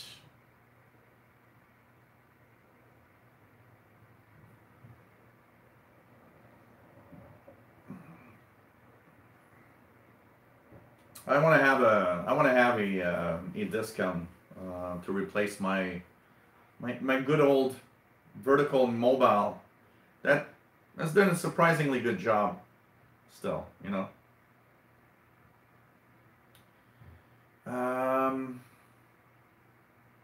Mark Clark says, I use W1 GEE USB to ICOM adapter on my Win 7 computer. Works with no problems, at least for me.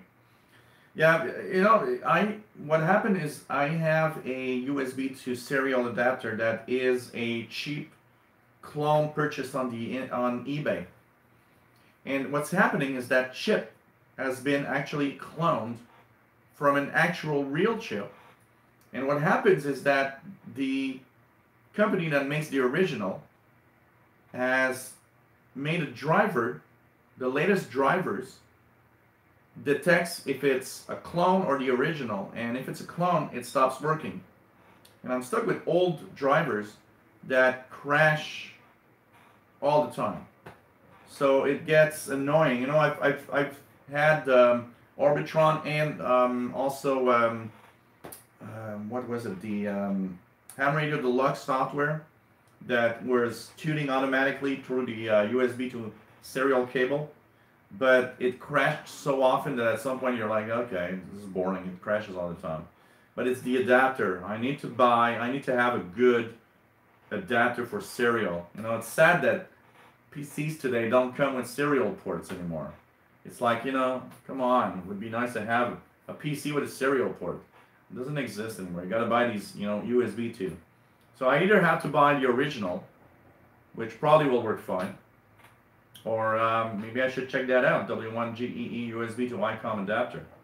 It probably has the original. MDK2 says WD8BIL is from Ohio, so that's cool. So I heard an Ohio station. He's big on satellite comms, uses homebrewed antennas. There's a picture on the QRZ page. Oh, cool. Hey, David Arden. You're making me hungry now with these steaks cooked to perfection. But I will get a good discount.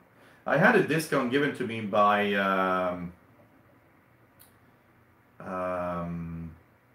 Fastload because he thought it didn't work well, and it actually doesn't work well. I plugged it here and it's like, well, my vertical is actually better than the darn discount. Oh yeah, Matambali. You know what? It's great because the shed is a big metal shed.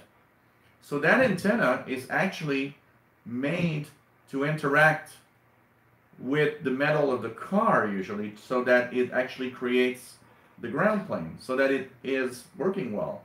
So it probably works amazingly well because of that. It's on the correct surface to actually work okay. So, you know, I'm going to get myself a discount. A good discount. I've seen one that's expensive, but I don't know if it's worth it. ICOM sells, I don't know if they still sell it. ICOM has a discount, it's like $150, if not more. And it is a very wide band. It goes up, they rate it up to 2 gigahertz instead of the usual like 1.3 gigahertz or something. So, you know.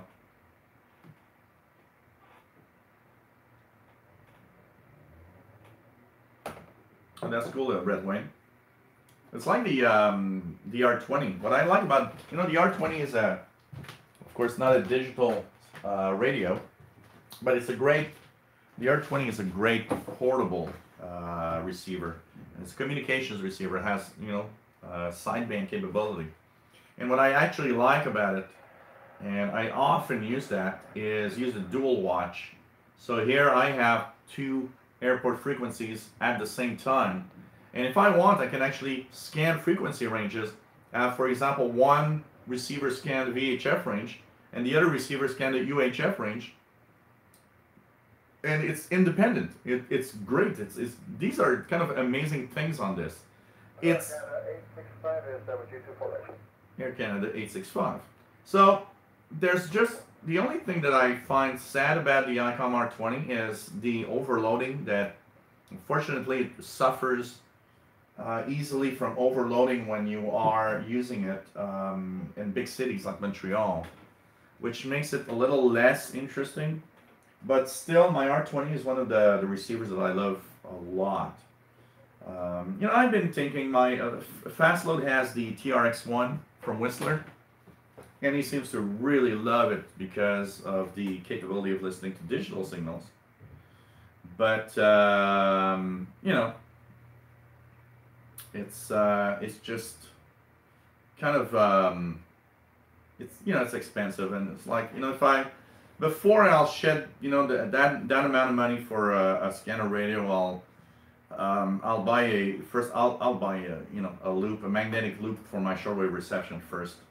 The other thing is, I kind of want to play around because I've seen many little pieces of software that decode some digital, like, you know, DMR, you know, P25, and that as long as it's not encrypted. For the RTL dongle, then I'm not going to play with that just for the fun of it and see. And who knows, someday, you know. But it's, you know, but I still love my R20. I still find it very interesting. Let's do let's just see here what the satellites are. So we are into, so that's the next satellite that I want. I just want to see what LO74. Yeah, well, the last time I looked, I think it was like maybe $200. Mark Brando said, Icon AH 8000 discount is what you may thinking of. $270 US. That's expensive for an antenna, though. You know, it's really expensive for an antenna. You know, is it worth shedding $270 for a discount compared to, I don't know, $100 discount? Is it going to give improvement to a, you know, point where it's really worth it? I don't know. I don't know the answer to that question. I'm just going to check here. LO74. LO74. LO74.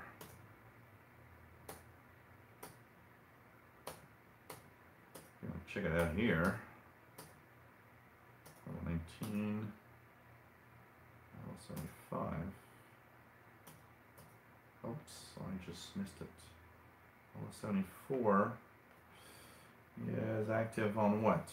It's a UHF frequency. Yeah, I'm gonna continue with the next satellite, which will be an XW2F, which is really passing straight up over me in, I don't know, 20 minutes. So I'm gonna have that one. I'm gonna check that one.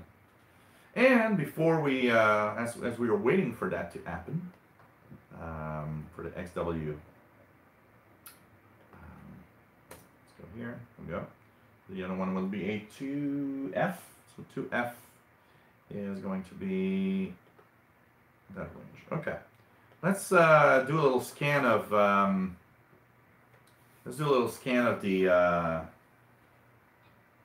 the airband. And see what we can listen to. Red Wayne says the R20 is nice. Man Radio DX usually portable radios and scanners do suffer from overloading because of how much RF preamp they have. It is to be expected for the performance we want from them. Yeah, some are better than others, of course, you know. But yeah, I've adapted my listening. Somebody was telling me the other day, a couple of months back, you know, oh, the R20 is crap. I don't listen. It overloads all the time. And I said, well, have you used the RF gain on it? Because there's RF gain on this. Because he used the attenuator. But the problem is with an attenuator, you attenuate always at the same level. And I said, no. Use the RF gain. Learn how to adjust the RF gain just to the level that you need, rather than using attenuator. Sometimes attenuates way too much. And when you start using the RF gain properly, you actually kind of unlock the power of the R20. But you gotta learn to use it. And I've learned to kind of master the RF gain versus what frequency range I'm actually using. So I actually have good performance. And then he was telling me, it's deaf. It's not deaf. The satellites I listen to here with that outdoor mobile, if I go outside on the balcony with this antenna on it, I actually receive them. I have some recordings because it has a recorder, and you can record up to 6 hours of audio from what you're listening to. And I have some recordings on it of some satellites that I've heard, upper sideband or single sideband 2 meter or even 70 centimeter for 100 megahertz, 440 megahertz, 430 megahertz satellite signals. So, you know, it's funny because what I see with a lot of radio equipment, a lot of people tend to not like a piece of equipment based on I've used it for 2 hours and it's crap. And when you start asking questions, you just notice that not only did he not or she not use it for a big amount of time, they don't understand half of the radio. You know, first thing I noticed when I got it, it took me 10 minutes to notice, okay, it overloads. Okay, what can I do for that? And then you look at all the stuff that you can do with it, and there's RF gain. I gotta lower the RF gain.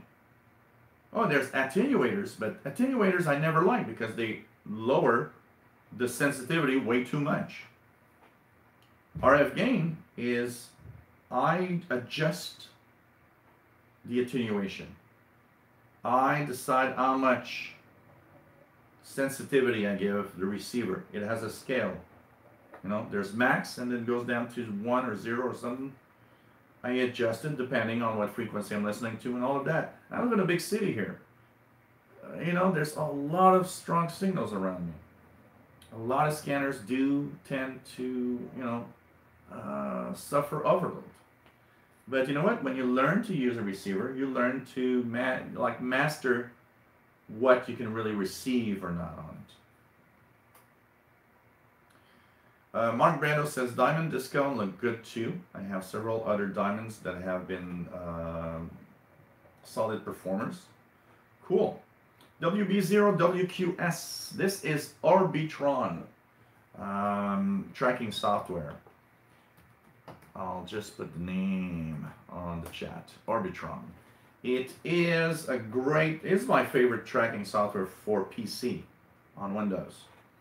Only thing, you gotta remember, once you've installed it, you gotta right click the executable, go into the properties, and in compatibility mode, you gotta give it the administrative access. Because if you don't, it will never be able to update the TLE files or the files for the satellite tracking. Because they are in a folder that Windows 7, Windows 8, and Windows 10 do not allow modifications. So by giving it administrative rights, you're giving the permission for the software to go and modify its own TLE, two-line element, and update basically the satellite list. But Orbitron is my favorite. One that I like a lot, if anybody using Linux, gpredict is what I love on Linux. It's actually very nice. On Linux, gpredict is great, and I just love it. That's for sure. I don't know if anybody using satellite tracking on Mac. Any Mac software that you would recommend for Mac OS 10? Just out of questions.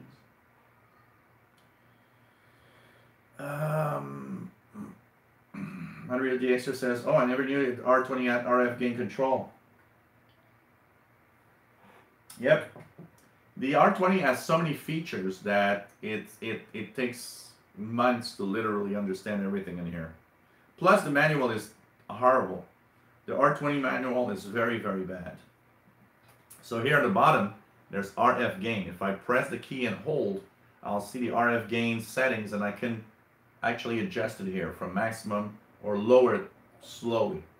So I have a control, electronic control over RF gain. So this is cool. This is really, really cool. So, you know. But I'll be checking that out. Hey, PLF Radio, take care. Always nice to have you on board. Nick Emmett says, my RTL SDR dongle still works with the small device. I was able to catch the International Space Station 2 years ago. Cool. I've seen people use the $10, this $10 RTL SDR and track satellites, listen to satellites, and all sorts of stuff. It's pretty amazing. Pretty amazing what you can do with that. So anybody use sat tracking on Mac?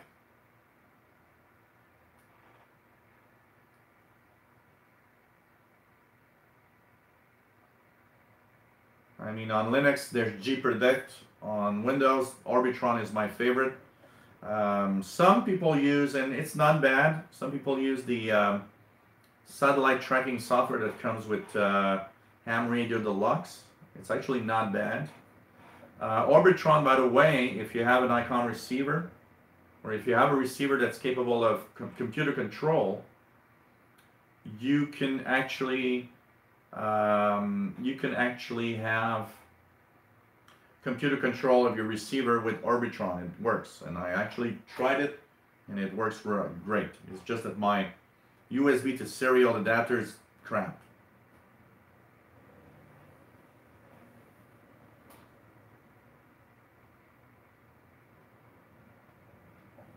No problem, Bobby.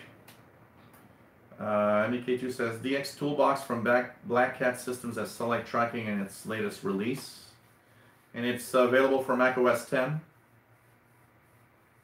So okay, and also available for Windows. Black Cat System does have a lot of software. I've got a few of them on my Android phone and my iPhone. Also, they have a lot of mobile apps for radio. Black Cat Systems. It's surprising.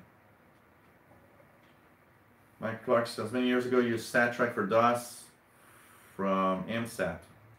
I remember using SatTrack in DOS when I had my 486.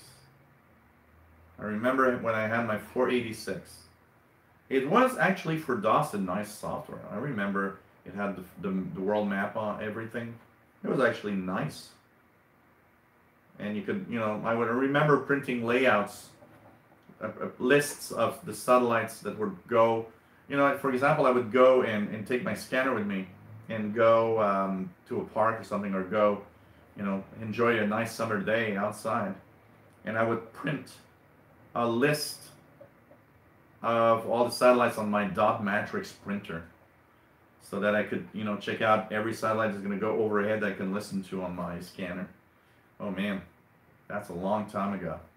Long time ago. Matham Bali says you can build a crossed dipole antenna fairly cheaply for a good performance on satellite reception.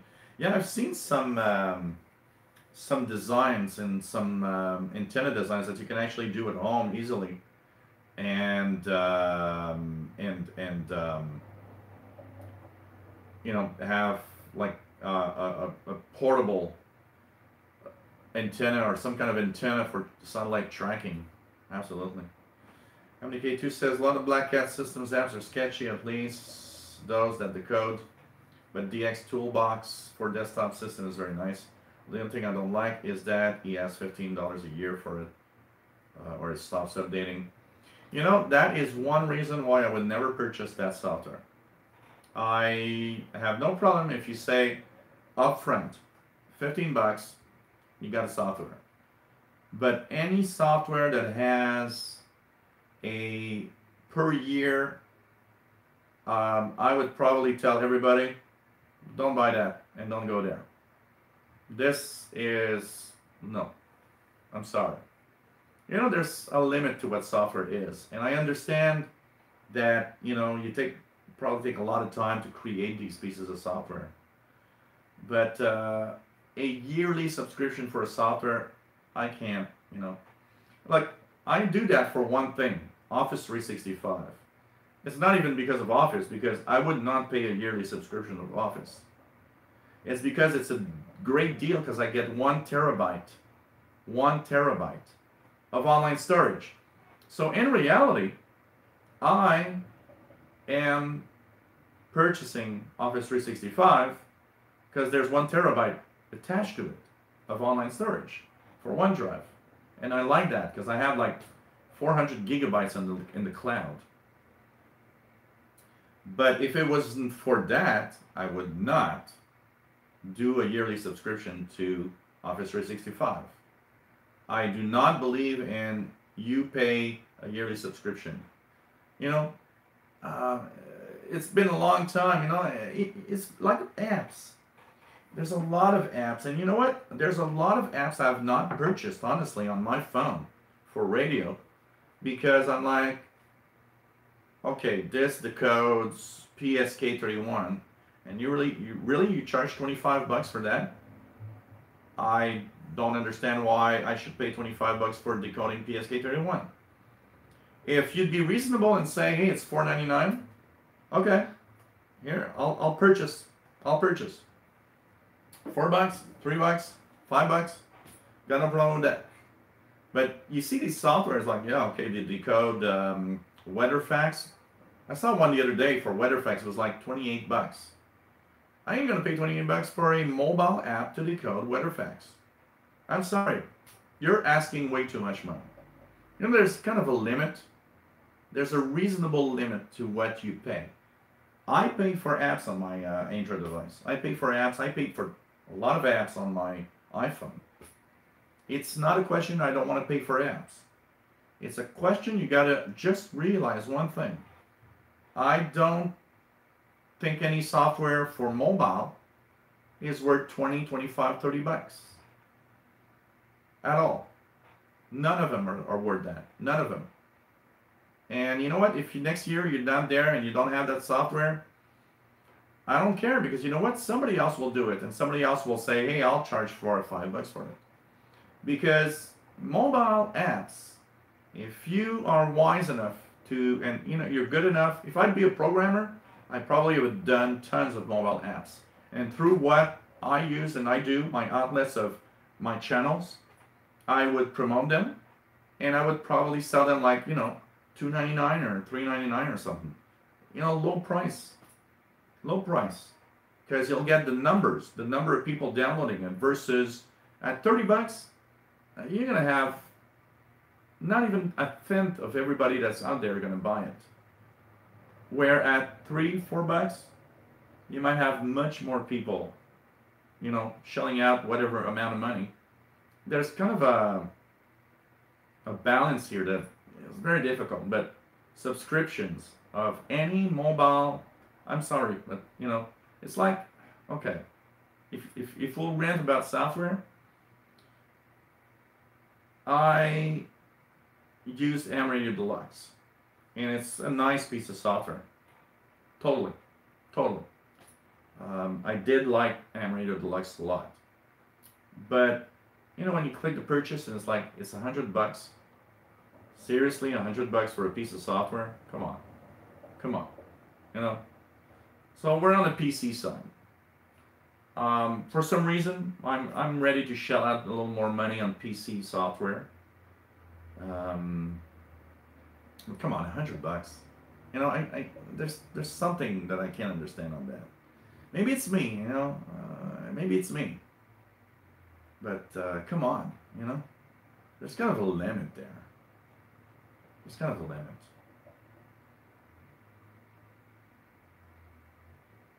Mark Clark remembers the 286, had it for 15 years. I had a 286 also. Oh man. Nathan Bali says subscription model nonsense. Yeah, I do understand MDK too. I know who runs Black Hat Systems, and it's okay. I mean, you know,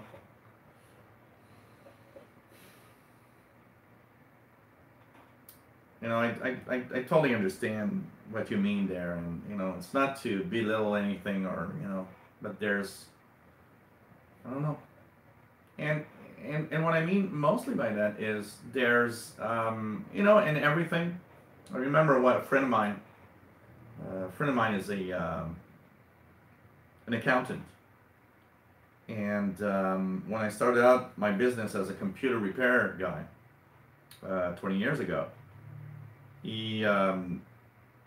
I was telling him, you know, I'm charging this price, and he was telling me, well, what you got to do, and you know, I have no accountant background at all, and no business background at all when I started. And he started telling me, well, you know, what you got to do is find the price point that gives you a maximum amount of people that want to be there and have you fixing their PCs, versus, you know, if you charge too much, you won't make as much money. You think you make more, you're not going to make more because you're going to have less clients and so on. And I think in software, there's that balance also. And there's some of them that don't realize that by charging too much, you're actually not making more money. You're making less because there's really a lot less people. A lot less people. So anyways, you know. Anton Valley says 50064 K0 IBM /B beacon. Hey Fastload, how are ya? Let's just go to 50. Is there still some sporadic E-skip? 50 megahertz.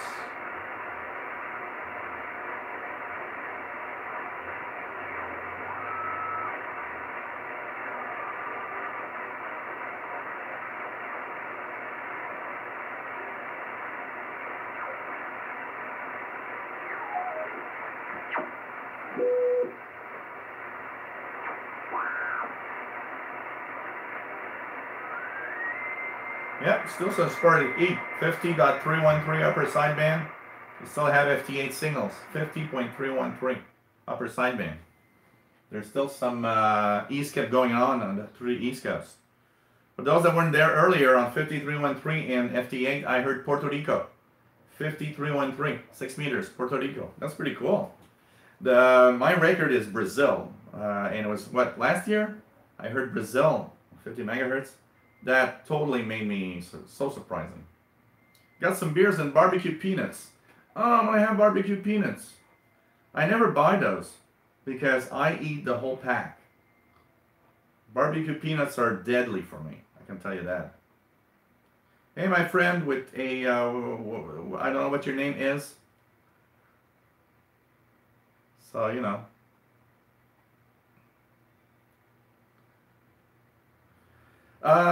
Fiery Afterburner. You know what? 6 meters has been giving me a few stations. I had Puerto Rico and FT8 on 5313 about, what, an hour ago? And there's still some FT8.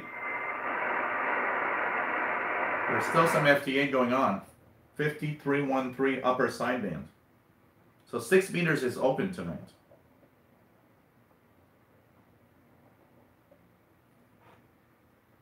Yeah, absolutely, MDK2. We pay whatever we feel, and, you know.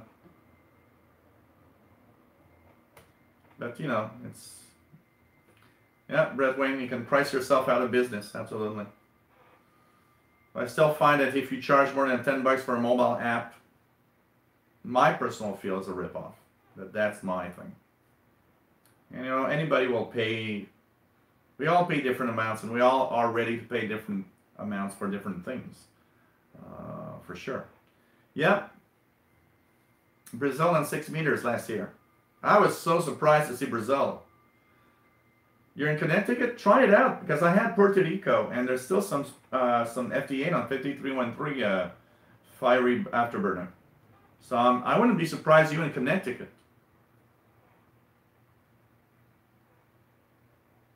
David Arden. You tried tried barbecuing peanuts. They always slip through the grill. Yeah, they kind of. Okay, XW2F satellites coming through. And, you know, I'll say one last thing about, you know, whatever amount people pay for things. I get donations, and some people would, you know, some people would often, you know, some people give me big amounts, other people give me small amounts. You know, it's what everybody feels right, and it's okay. I mean, we are not all, we don't all pay the same amount for the same thing. There's importance, there's the relation to who and what is happening. You know, if there's a feel or there's something more personal to it with somebody you know, of course, you know, you're probably shed out more money. It's absolutely normal. It's just a question of getting the, you know, for the money paid, are you getting what you want? And that's all. 5313 for the FT8. 50313.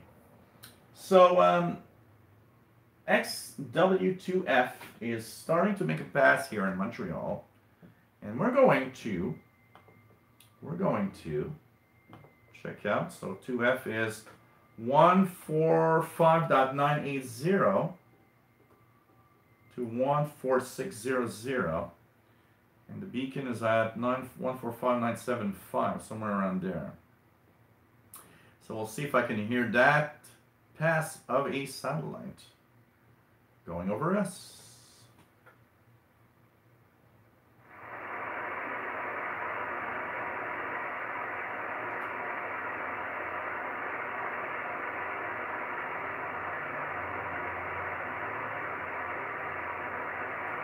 It's still very early in the pass, so it's probably not yet.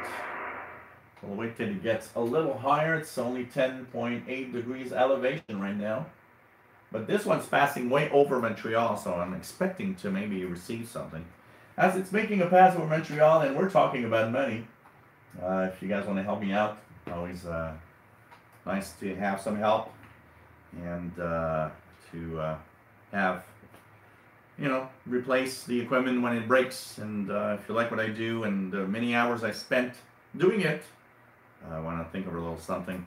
PayPal donations, paypal.me/shortwave, or the Yahoo email that you see on the screen. You can also become a patron. I have 11 patrons at patreon.com/radio and computers. And hey, you can state where the money has to go to.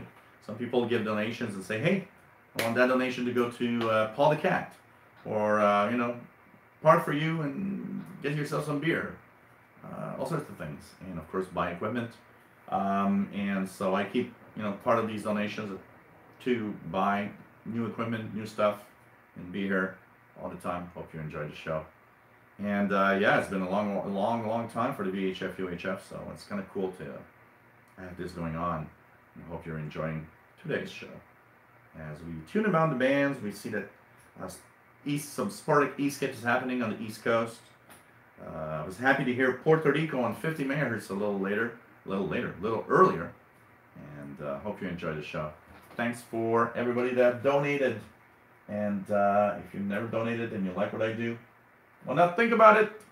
Thanks so much. Okay.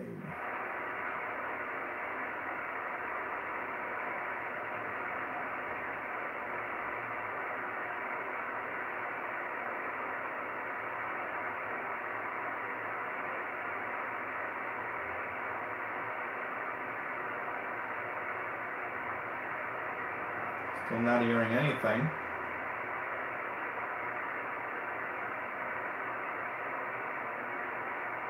Let's see if we hear something out of it. I don't even hear the beacon right now.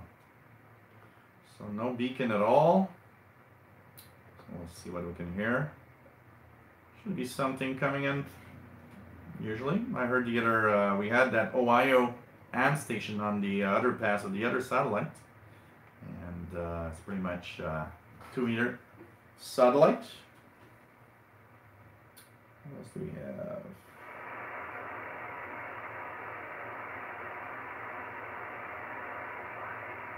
Oh, here we go.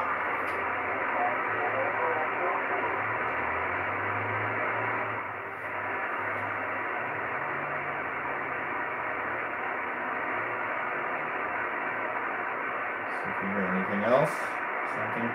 Something coming in, 145.96,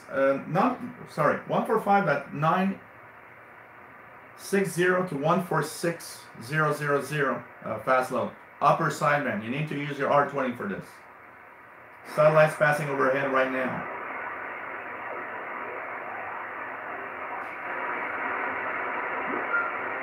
The beacon's there. So we can hear the beacon. And Morse code.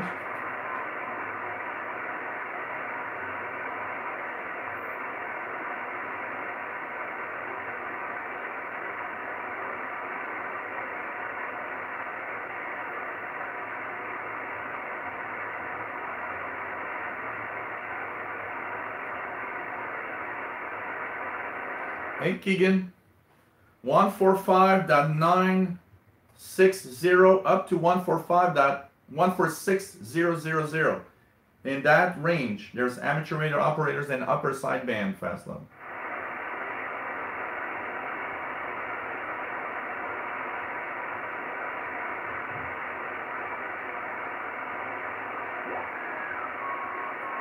We're hearing the beacon.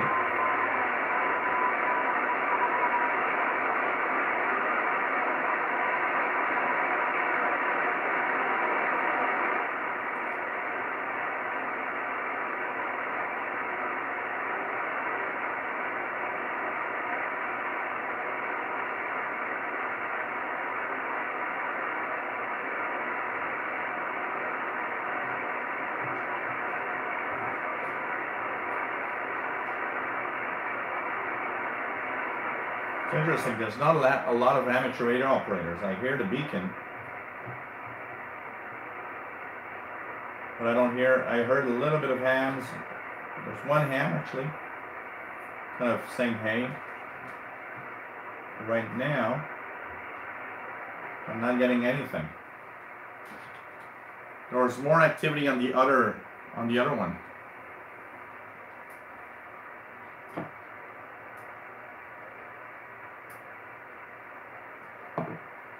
Yeah, I know, Fastled.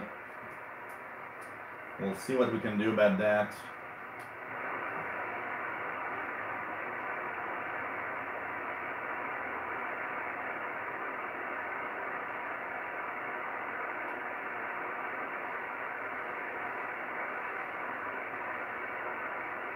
It's interesting to see there's not a lot of activities, not a lot of people using these satellites. It's already in the northern part of Montreal. This one is XW2F, and there's already XW2C following it. So you know what? We're going to jump to XW2C and see if it's different.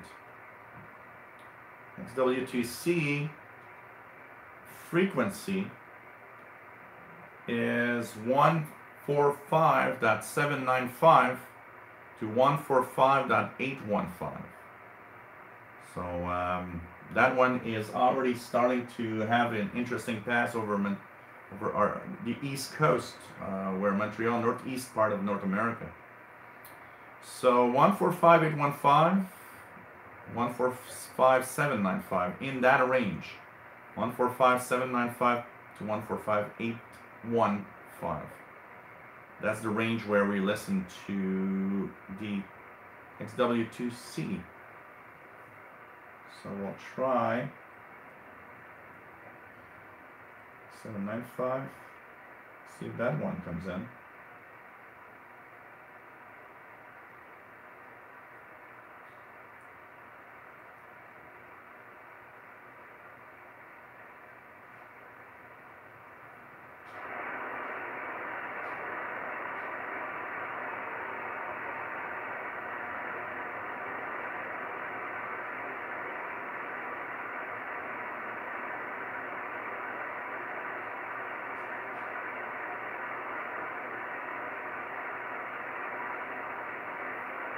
There's really not a lot of people on the satellites tonight. So how are you, Keegan? 58%. What's the humidity? I don't see the rating. It's pretty humid here in Montreal. Pretty humid tonight. So we're trying to catch XW2C making a pass over Montreal in a few seconds. We'll see what we're going to receive with that.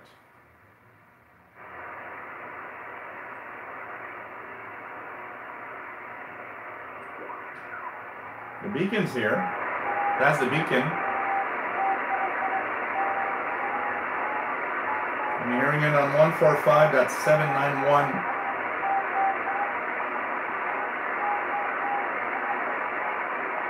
That's the beacon from the satellite.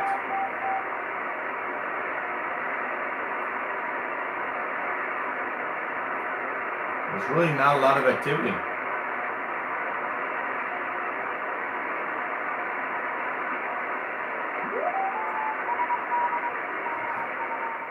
Usually when you hear the beacon, you hear people.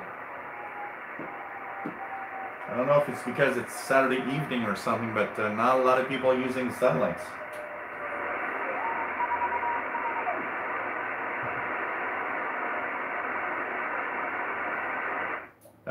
X-ray whiskey 2C. Charlie. X-ray whiskey 2 Charlie. It's also known as Charlie Alpha Sierra 3 Charlie.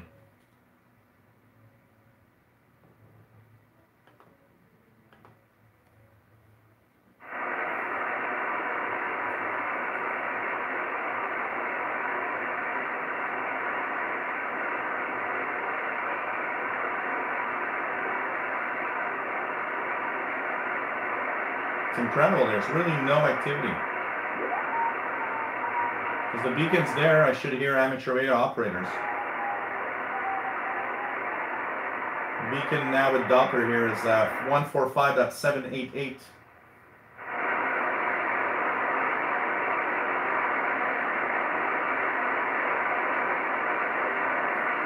Really not a lot of activity happening on the satellites tonight. Wow, this is pretty amazing. So you're watching the VHF UHF show. Let's see what else is there here. And check it out here. That's pretty good.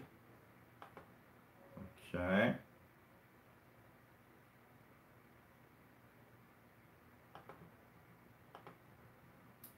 Okay, anything else coming through? We got CubeSat, which is mostly a beacon, not much. There's XW2D coming a little later. So, I think we're going to start. Hey, Billy Laptop, nice to have you on board. So, you know, we heard the beacon. It means technically the satellite's there, but there's no activity. There's like no people there. Pretty amazing. So, hey, hope you enjoyed this show for today. We're going to start winding down. For those that listen to the International Radio Report on Sunday mornings at 14:30 UTC, ckut.ca, you can stream or listen to the show after. We'll be part of the show tomorrow with Sheldon and David, tomorrow morning, 10:30 Eastern in Montreal, 14:30 UTC. So if you can listen in, why not? I'll be talking about solar activity tomorrow. And hope that everybody enjoyed this VHF UHF show. We haven't had one in such a long time. And we'll, of course, had next show, we'll try to add the RTL SDR here. So you guys have a visual of the RTL SDR also, not just the icon. And hope that everybody enjoyed the show today. Thanks for being here. Thanks for being great fans. And we'll see each other, of course, Friday. Friday is the next show. Friday will be August already. Friday, August 3rd. Wow. This is amazing. I mean, time flies. So Friday, the 1st August show. And we'll be live at 2000 hours UTC. Take care, everybody. Love you all. And hope everybody enjoyed the show today. And of course, this is alternating. So the next Saturday show, which will be August 11th, will be shortwave, and then we'll have the next show on August 20-something, 25, 25th. That will be the next VHF show. Take care, everybody. Love you all, and 73s. Stay safe. And take care, my friends. It was nice to be on board. It was nice to do this show also. Bye-bye.